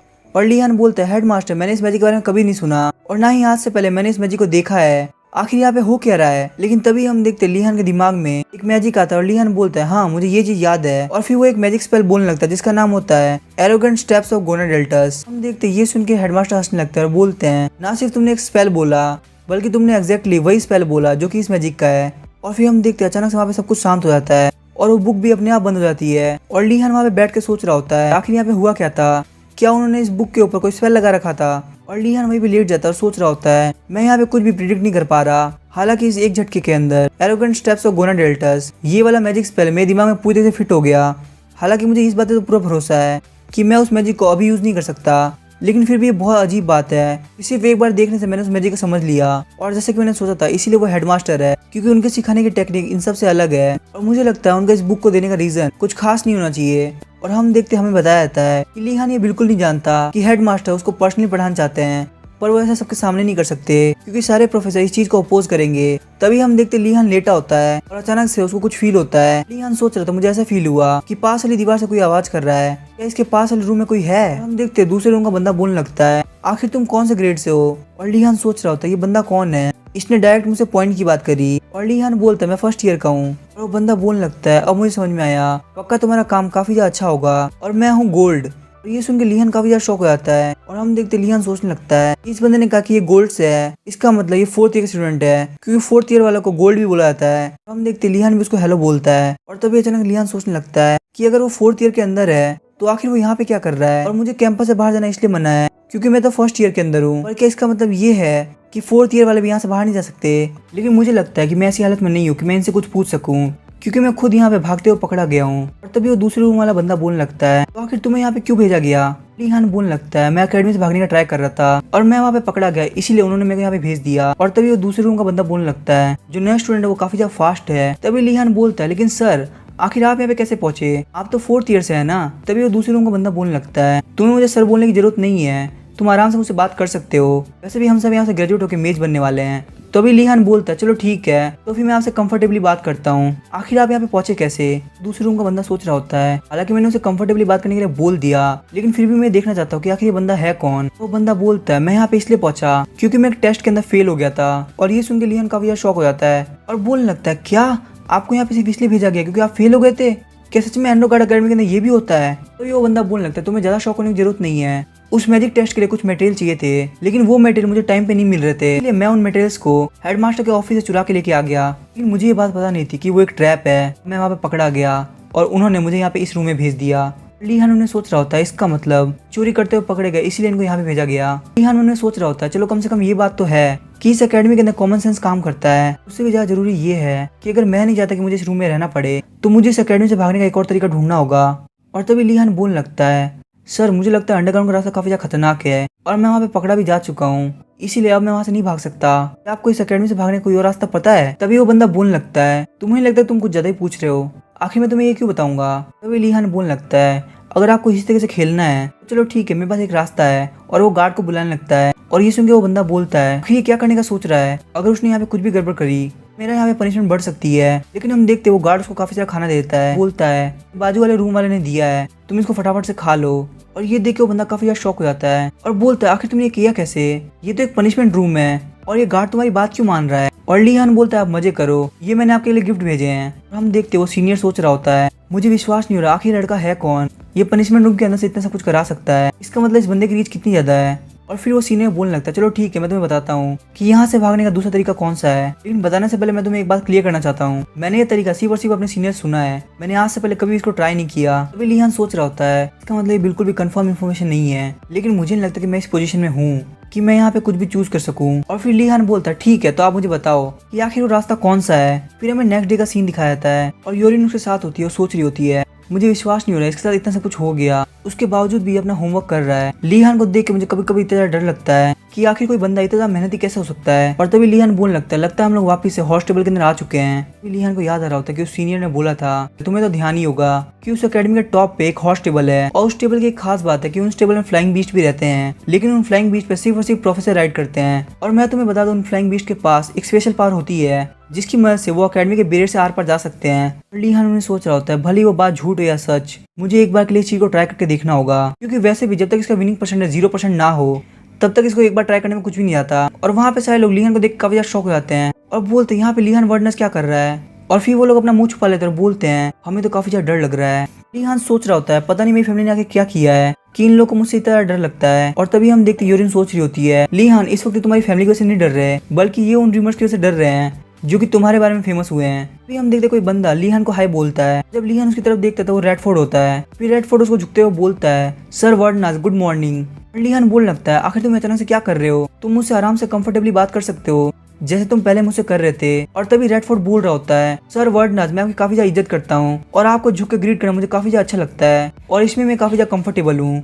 और लीहान उन्हें सोच रहा होता है अगर ये इसी तरीके से करता रहा तो जल्दी लोग को मेरे बारे में और ज्यादा गलतफहमी हो जाएगी। तभी लीहान रेडफोर्ड को बोलता है मुझे लगता है काफी ज्यादा ग्रीटिंग हो चुकी है, तुम्हें अब यहाँ पे रुक जाना चाहिए, और वैसे तुम मुझे कुछ बोल रहे थे ना। तभी रेडफोर्ड बोलता है हाँ सर वर्डनास मुझे आपको कुछ बताना था, जैसा कि आपको पता है मैं वहाँ पे छुप के सब कुछ देख रहा था और जब वहाँ पे आपकी हेल्प करने के लिए हेडमास्टर और बाकी के प्रोफेसर पहुंच गए तो मैं वहाँ कैरेज के अंदर कुछ ढूंढने लगा क्योंकि सारे वर्कर हेडमास्टर की तरफ चले गए थे। और जब मैंने वहाँ पे ढूंढा तो मुझे ज्यादा कुछ तो नहीं मिला, लेकिन मुझे ये चीज मिली जो कि इंपॉर्टेंट हो सकती है और मैंने इनको बहुत मुश्किल से अपने कपड़ों के अंदर छुपा के लाया। और लीहान उन्हें सोचने लगता है मुझे तो ये चीज समझ में नहीं आ रही कि आखिर उतने सारे लोग के बीच में ये इतने वैल्यूएबल पोर्शन उठा के कैसे लाया। फिर लीहान रेडफोर्ड को बोलता है रेडफोर्ड तुम सच में अमेजिंग हो, तुमसे अच्छा चोर मैंने आज से पहले कभी देखा नहीं था। और हम देखते रेडफोर्ड लीहान को थैंक यू बोलता है और सोच रहा होता है क्या ये कॉम्प्लीमेंट था। फिर लीहान बोलता है लेकिन आखिर ये पोर्शन किस चीज के हैं। और तभी यूरिन बोलती है लेकिन इनको देख के तो ऐसा लग रहा है जैसे कि ये पोर्शन नहीं अल्कोहल हो। लीहान काफी ज्यादा शॉक हो जाता है, बोलता है क्या अल्कोहल। और तभी यूरिन बोलती है तुम्हें ज्यादा टेंशन करने की जरूरत नहीं है, ये अल्कोहल से काफी ज्यादा वैल्यूबल है और आखिर ये चीजें है क्या, इसके लिए हमें इसके ऊपर रिसर्च करनी होगी। और तभी लीहान रेडफोर्ड को थैंक यू बोलता है और तभी रेडफोर्ड बोलता है सर वर्डनास आपके लिए काम करके मुझे काफी ज्यादा खुशी हुई। लीहान बोलता है मैंने तुमसे बोला था ना कि तुम्हें ज्यादा फॉर्मल होने की जरूरत नहीं है। लेकिन तभी हम देखते वहाँ पे नीलिया आती है और बोलती है आखिर तुम लोग वहाँ पे बैठ के क्या कर रहे हो। और हम देखते लीहान रेडफोर्ड को बोल रहा होता है क्या तुम हमारे साथ हॉर्सेस से घूमना चाहोगे, सच में तुम काफी ज्यादा यूजफुल हो रेडफोर्ड। और हम देखते यूरिन बोल रही होती है तुम सच में नीलिया से काफी ज्यादा टैलेंटेड हो। और फिर हम देखते रेडफोर्ड एक्टिंग करते बोलता है मुझे लगता है आप लोग को सिर्फ मेरे जैसे दोस्त की जरूरत है। और ये देख के नीलिया काफी ज्यादा शॉक हो जाती है। और तभी लीहान नीलिया को देखता है और बोलता है नीलिया आखिर तुम कब आई। तभी नीलिया खड़ी होती है और बोलती है मुझे लगता है तुम लोगों ने एक नया दोस्त बना लिया है और तुम लोग को मेरी जरूरत नहीं है। और फिर वो वहाँ से भागने लगती है। फिर हमें थोड़ी देर बाद का सीन दिखाया जाता है, नीलिया बोल रही होती है लगता है मेरे को कोई गलतफहमी हो गई। और यूरिन बोलती है तुम्हें तो परेशान होने की जरूरत नहीं, हम लोग कभी भी तुमको नहीं छोड़ेंगे। तभी लीहान बोलता है अब मुझे लगता है हमारे बीच में सब कुछ सॉल्व हो चुका है तो अब हमको हॉर्स पे ध्यान देना चाहिए। और जब लीहान अपने हॉर्स के पास जाता है तो वो सोचता है कि ये हॉर्स काफी ज्यादा शांत लग रहा है और या फिर ये भी हो सकता है ये हॉर्स शांत होने की एक्टिंग कर रहा हो, क्योंकि अगर बाकी लोग की तरफ देखा जाए तो उन लोग के हॉर्सेस ने उनकी हालत काफी ज्यादा खराब कर रखी है। और तभी हम देखते लीहान हॉर्स को अपने हाथ से सहलाने लगता है। इस बात से उस हॉर्स को काफी ज्यादा अजीब फील होता है और लीहान बोलता है मुझे लगता है मुझे इस हॉर्स की और ज्यादा केयर करनी पड़ेगी। और फिर वो उस हॉर्स को ब्रश से सहलाने लगता है जिससे वो हॉर्स और ज्यादा गुस्सा हो जाता है। जब नीलिया लीहान की तरफ देखती है वो देखती है कि उसका हॉर्स और वो दोनों ही जिद्दी हैं और वो सोचती है कि ऐसा लग रहा है जैसे वहाँ पे वॉर चल रही हो। देखते काफी टाइम बाद लीहान और उसका हॉर्स दोनों ही थक के गिर जाते हैं, लेकिन लीहान अभी भी उसको ब्रश से सहला रहा होता है और ये चीज उस हॉर्स को बिल्कुल भी पसंद नहीं आ रही होती। लीहान सोच रहा होता है मुझे लगता है कि मुझे इतनी दिक्कत नहीं होने वाली क्योंकि ये हॉर्स अब पूरी तरह से थक चुका है, लेकिन आखिर मेरा हॉर्स इन सबसे अलग क्यों है, क्योंकि बाकी सारे लोगों ने तो अपने हॉर्स को सही से संभाल लिया। हम देखते यूरिन, रेडफोर्ड और नीलिया तीनों ने अपने हॉर्स को संभाल लिया होता है। और यूरिन बोलती है लीहान आखिर तुम्हारे क्या हाल चल रहे हैं। और लीहान बोलता है मुझे लगता है मेरा काम अभी तक कंप्लीट नहीं हुआ। और नीलिया बोल रहे थे मैंने आज से पहले किसी हॉर्स को इतना ज्यादा टाइम लेते हुए नहीं देखा। रेडफोर्ड भी बोल रहा होता है पर वर्डनाज आपने जितनी मेहनत करी इतने में तो अभी तक इस हॉर्स को मान देना चाहिए था। और तभी लीहान सोच रहा होता है कहीं ऐसा तो नहीं कि ये हॉर्स एक मॉन्स्टर हो, क्योंकि अगर हमारे प्रोफेसर की बात करी जाए तो वो सारे काफी ज्यादा डेंजरस हैं और वो एकेडमिक रिजल्ट को अच्छा करने के लिए कुछ भी करने के लिए तैयार है। और ऐसा भी हो सकता है कि उन्होंने एक ऐसा हॉर्स लेके आया हो जिसके अंदर मॉन्स्टर का ब्लड मिक्स हो। फिर वो सोचता है नहीं नहीं ऐसा नहीं हो सकता, क्योंकि ये चीज तो बहुत ही ज्यादा हो जाएगी। फिर सीन चेंज होता है और हमें प्रोफेसर यूरिकम को दिखाया जाता है। प्रोफेसर यूरिकम बोल रहे होते हैं जो नए स्टूडेंट है वो काफी ज्यादा मेहनत कर रहे हैं। तभी प्रोफेसर जेडार बोलने लगती है तुमने बिल्कुल सही कहा, मैंने उस हॉर्स टेबल के अंदर सबसे ज्यादा गुस्से वाले हॉर्स रखे हुए हैं। उसके बावजूद भी बच्चों ने काफी ज्यादा मेहनत करके सारे हॉर्सेस को कंट्रोल में लेके आ गए। लेकिन अगर उन लोगों ने उन हॉर्सेस को ज्यादा परेशान किया तो ये चीज उन लोगों के लिए काफी ज्यादा खतरनाक हो सकती है। प्रोफेसर यूरिकम बोलते हैं क्या लीहान हॉर्स ट्रेनिंग के अंदर अच्छा कर रहा है, क्योंकि वो अपने किसी भी काम के अंदर काफी ज्यादा मेहनत करता है और उसको ज्यादा से ज्यादा परफेक्ट करने का ट्राई करता है। और तभी प्रोफेसर जेडार बोलने लगती है हाँ मैं भी मानती कि वो काफी ज्यादा अच्छा है, लेकिन फिर भी ग्रिफॉन मॉन्स्टर से डील करना काफी ज्यादा मुश्किल है। इसके लिए वो काफी ज्यादा होशियार होना चाहिए और उसके पास काफी सारा लक भी होना चाहिए। ये ग्रिफॉन मॉन्स्टर अपना मास्टर किसी को मानता है। और ये सुन के प्रोफेसर यूरिकम काफी ज्यादा शॉक हो जाते हैं और गलती से वो चाय प्रोफेसर जेडार के हाथ भी गिरा देते हैं। और प्रोफेसर जेडार बोलने लगती है क्या तुम्हारा दिमाग खराब है, देखो तुमने अपनी आंटी का हाथ जला दिया। तभी प्रोफेसर यूरिकम बोलने लगते हैं क्या आपने अभी ग्रिफॉन मॉन्स्टर कहा। और प्रोफेसर जेडार बोलने लगती है नहीं नहीं मुझे लगता है तुमने गलत सुना, मैंने तो ऐसा कुछ कहा ही नहीं। और प्रोफेसर यूरिकम चिल्लाने लगते हैं और बोलते हैं प्लीज मुझे सच बोलिए, आपने सच में एक ग्रिफॉन मॉन्स्टर को हॉर्स में ट्रांसफॉर्म कर दिया है। फिर हमें ग्रिफॉन मॉन्स्टर के बारे में बताया जाता है। ग्रिफॉन मॉन्स्टर एक ऐसा मॉन्स्टर होता है जिसका सर और विंग्स तो ईगल के होते हैं, लेकिन उसके पाँव एक लायन के होते हैं। और इसीलिए स्पीसीज काफी ज्यादा एरोगेंट होती है और किसी को जल्दी अपना मास्टर नहीं मानती। और ये मॉन्स्टर जितने ज्यादा अलग रीजन में रहते हैं उतना ही इनका पर्सनैलिटी चेंज होता है। प्रोफेसर यूरिकम बोलने लगते हैं क्या आपका दिमाग खराब है, आखिर एक नया स्टूडेंट ग्रिफॉन मॉन्स्टर को कैसे टीम कर सकता है, आखिर ये आपने लीहान के साथ क्या कर दिया, ऐसा भी हो सकता है कि उसको कोई इंजरी हो जाए। और तभी प्रोफेसर जेडर बोलने लगती है क्या तुम्हारा दिमाग खराब है, तुम मेरे ऊपर कैसे चिल्ला सकते हो। और प्रोफेसर यूरिकम बोल रहे होते हैं लेकिन आपने भी तो बहुत गलत काम किया है, आपने ग्रिफॉन मॉन्स्टर को एक हॉर्स में चेंज कर दिया। ऐसे ही करके वो दोनों एक दूसरे से बहस करने लगते हैं। फिर हमें लीहान की तरफ दिखाया जाता है लीहान अपने हॉर्स को लेकर बाहर आ गया होता है और सोच रहा होता है अभी काफी ज्यादा शांत है। फिर लीहान हंसते हुए बोलता है मुझे लगता है तुम्हें ज्यादा फाइटिंग पसंद नहीं है। लीहान सोच रहा होता है इसके ऊपर इतने सारे आर्टिफैक्ट लगे हुए हैं फिर भी ये काफी आसानी से खड़ा है, इसका मतलब इसके पास मेरी तरह काफी ज्यादा माना है। क्या ये सच में एक ऐसा हॉर्स है जिसके अंदर मॉन्स्टर का ब्लड मिक्स हो। और तभी हम देखते काफी देर चलने के बाद लीहान बोलता है क्या तुम चलते चलते थक चुके हो, अगर तुम चाहते तो हम रेस्ट कर सकते हैं। हम देखते लीहान सोच रहा होता है पहले ये हॉर्स काफी एग्रेसिव था लेकिन अब ये धीरे धीरे काफी ज्यादा शांत हो चुका है और शायद से ऐसा हो सकता है कि ऐसे ही करते करते हम फ्रेंड्स बन जाएं। और हम देखते लीहान उस हॉर्स को थोड़ा सा शुगर खिलाता है और फिर हमें बताया था कि वो मॉन्स्टर काफी ज्यादा एग्रेसिव है, लेकिन फिर भी लीहान की इतनी केयर की वजह से वो धीरे धीरे काफी ज्यादा शांत होता जा रहा है। साथ ही साथ में उसको शुगर काफी ज्यादा पसंद आई, क्योंकि आज से पहले उसने ऐसी चीज कभी टेस्ट नहीं करी थी। तभी हम देखते उसके अंदर वो बीस्ट वाला एरोगेंस आ जाता है और वो सोचता है नहीं मैं गलत कर रहा हूँ, ये मेरी शान के बिल्कुल खिलाफ है और अगर मैंने इसके सामने काफी आसानी से हार मान ली तो इससे मेरी एंशिएंट ब्लड लाइन की इज्जत काफी ज्यादा घट जाएगी, मैं इस बच्चे के सामने बिल्कुल भी नहीं झुकने वाला। तभी हम देखते लीहान सोच रहा होता है मुझे तो लगा था कि बस ये मानने वाला है, लेकिन लगता है मुझे अभी भी काफी ज्यादा मेहनत करनी पड़ेगी, शायद से इसके पास अभी भी काफी ज्यादा माना है और मुझे लगता है मुझे इस हॉर्स का माना काफी ज्यादा यूज कराना पड़ेगा। और ये सुन के वो हॉर्स काफी ज्यादा चिढ़ जाता है और सोच रहा होता है मैं तो ऑलरेडी बहुत ज्यादा थका हुआ हूँ। लीहान बोल रहा होता है आखिर मेरा हॉर्स इतना डल क्यों है, दिखने में तो काफी ज्यादा अच्छा है लेकिन लगता है जैसे ये बहुत ज्यादा थका हुआ है। फिर हमें बताया था कि एल्केमी क्लास का टाइम हो चुका है और आज की जो एल्केमी क्लास है वो बाहर नहीं बल्कि अंदर है। इस चीज से सारे बच्चे काफी ज्यादा डर रहे होते हैं और सोचते हैं आखिर आज की क्लास एकेडमी के अंदर क्यों है, कहीं ऐसा तो नहीं कि वो पागल प्रोफेसर इस एकेडमी के अंदर मॉन्स्टर छोड़ने वाला है। हम सब लोग को एक साथ मिल जाना चाहिए जिससे अगर मॉन्स्टर अटैक भी करे तो हम लोग उससे बच सके।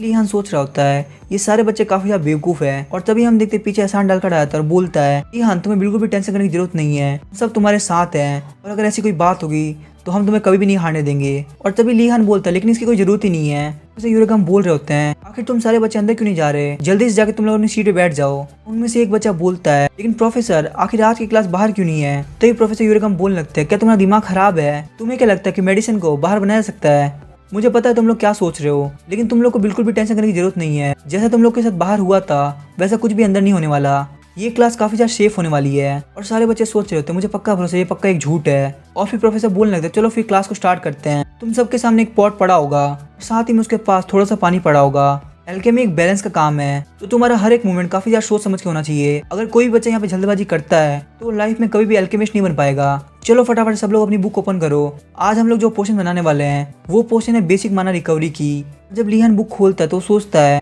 मुझे लगता है काफी ज्यादा मुश्किल होने वाला है। और लीहान बोल रहा होता है, भले स्टार्टिंग में देख के लगता हो कि एल्केमी तो बहुत ज्यादा इजी है और इसको तो सिर्फ इंस्ट्रक्शन दे के आपको बनाना है, लेकिन वो चीज बिल्कुल भी सच नहीं है। एल्केमी कुछ ऐसी चीज है कि आपको एक बहुत ज्यादा हार्ड रेसिपी बनानी है और वो भी बहुत ज्यादा कम टाइम के अंदर, और उसी बीच में आपको काफी अच्छे इंग्रेडिएंट ढूंढने हैं और उसके बाद में आपको काफी परफेक्ट टाइम के अंदर उन सारे इंस्ट्रक्शन को फॉलो करते हुए एक परफेक्ट पोर्शन को बनाना है। और हम देखते हैं सारे बच्चों को काफी ज्यादा दिक्कत हो रही होती है और तभी प्रोफेसर यूरिकम हंसने लगता है और बोलते हैं, तुम सब लोग नए बच्चे हो तो तुम्हारे लिए तो काफी ज्यादा हार्ड होना ही था। लेकिन जब वो लीहान की तरफ देखते हैं तो वो काफी ज्यादा शॉक हो जाते हैं, क्योंकि लीहान काफी फटाफट अपना काम करने लगता है। प्रोफेसर यूरिकम सोच रहे होते हैं, आखिर एक नया बच्चा इतना ज्यादा एक्सपर्ट कैसे हो सकता है। इसको काम करते हुए देख के लग रहा है जैसे कि ये सालों से एल्केमी कर रहा हो। और सच में लीहान को देख के समझ में आ गया कि इस वर्ल्ड के अंदर जीनियस एग्जिस्ट करते हैं। और जब लीहान प्रोफेसर यूरिकम की तरफ देखता है तो वो सोचता है, आखिर प्रोफेसर यूरिकम क्या सोच रहे हैं। शायद इनको ये लग रहा होगा कि मैं इतनी आसानी से सब कुछ कैसे कर ले रहा हूँ, लेकिन उनको नहीं पता कि अपनी पास्ट लाइफ के अंदर वो कमीने प्रोफेसर मुझसे लगातार यही कराया करते थे। सच में जब भी मैं अपनी पास्ट लाइफ के बारे में सोचता हूँ मुझे अपने ऊपर काफी ज्यादा दया आती है। इसके आगे क्या होगा वो हम नेक्स्ट एपिसोड में जानेंगे। वीडियो पसंद है चैनल को सब्सक्राइब करके वीडियो को लाइक कर देना।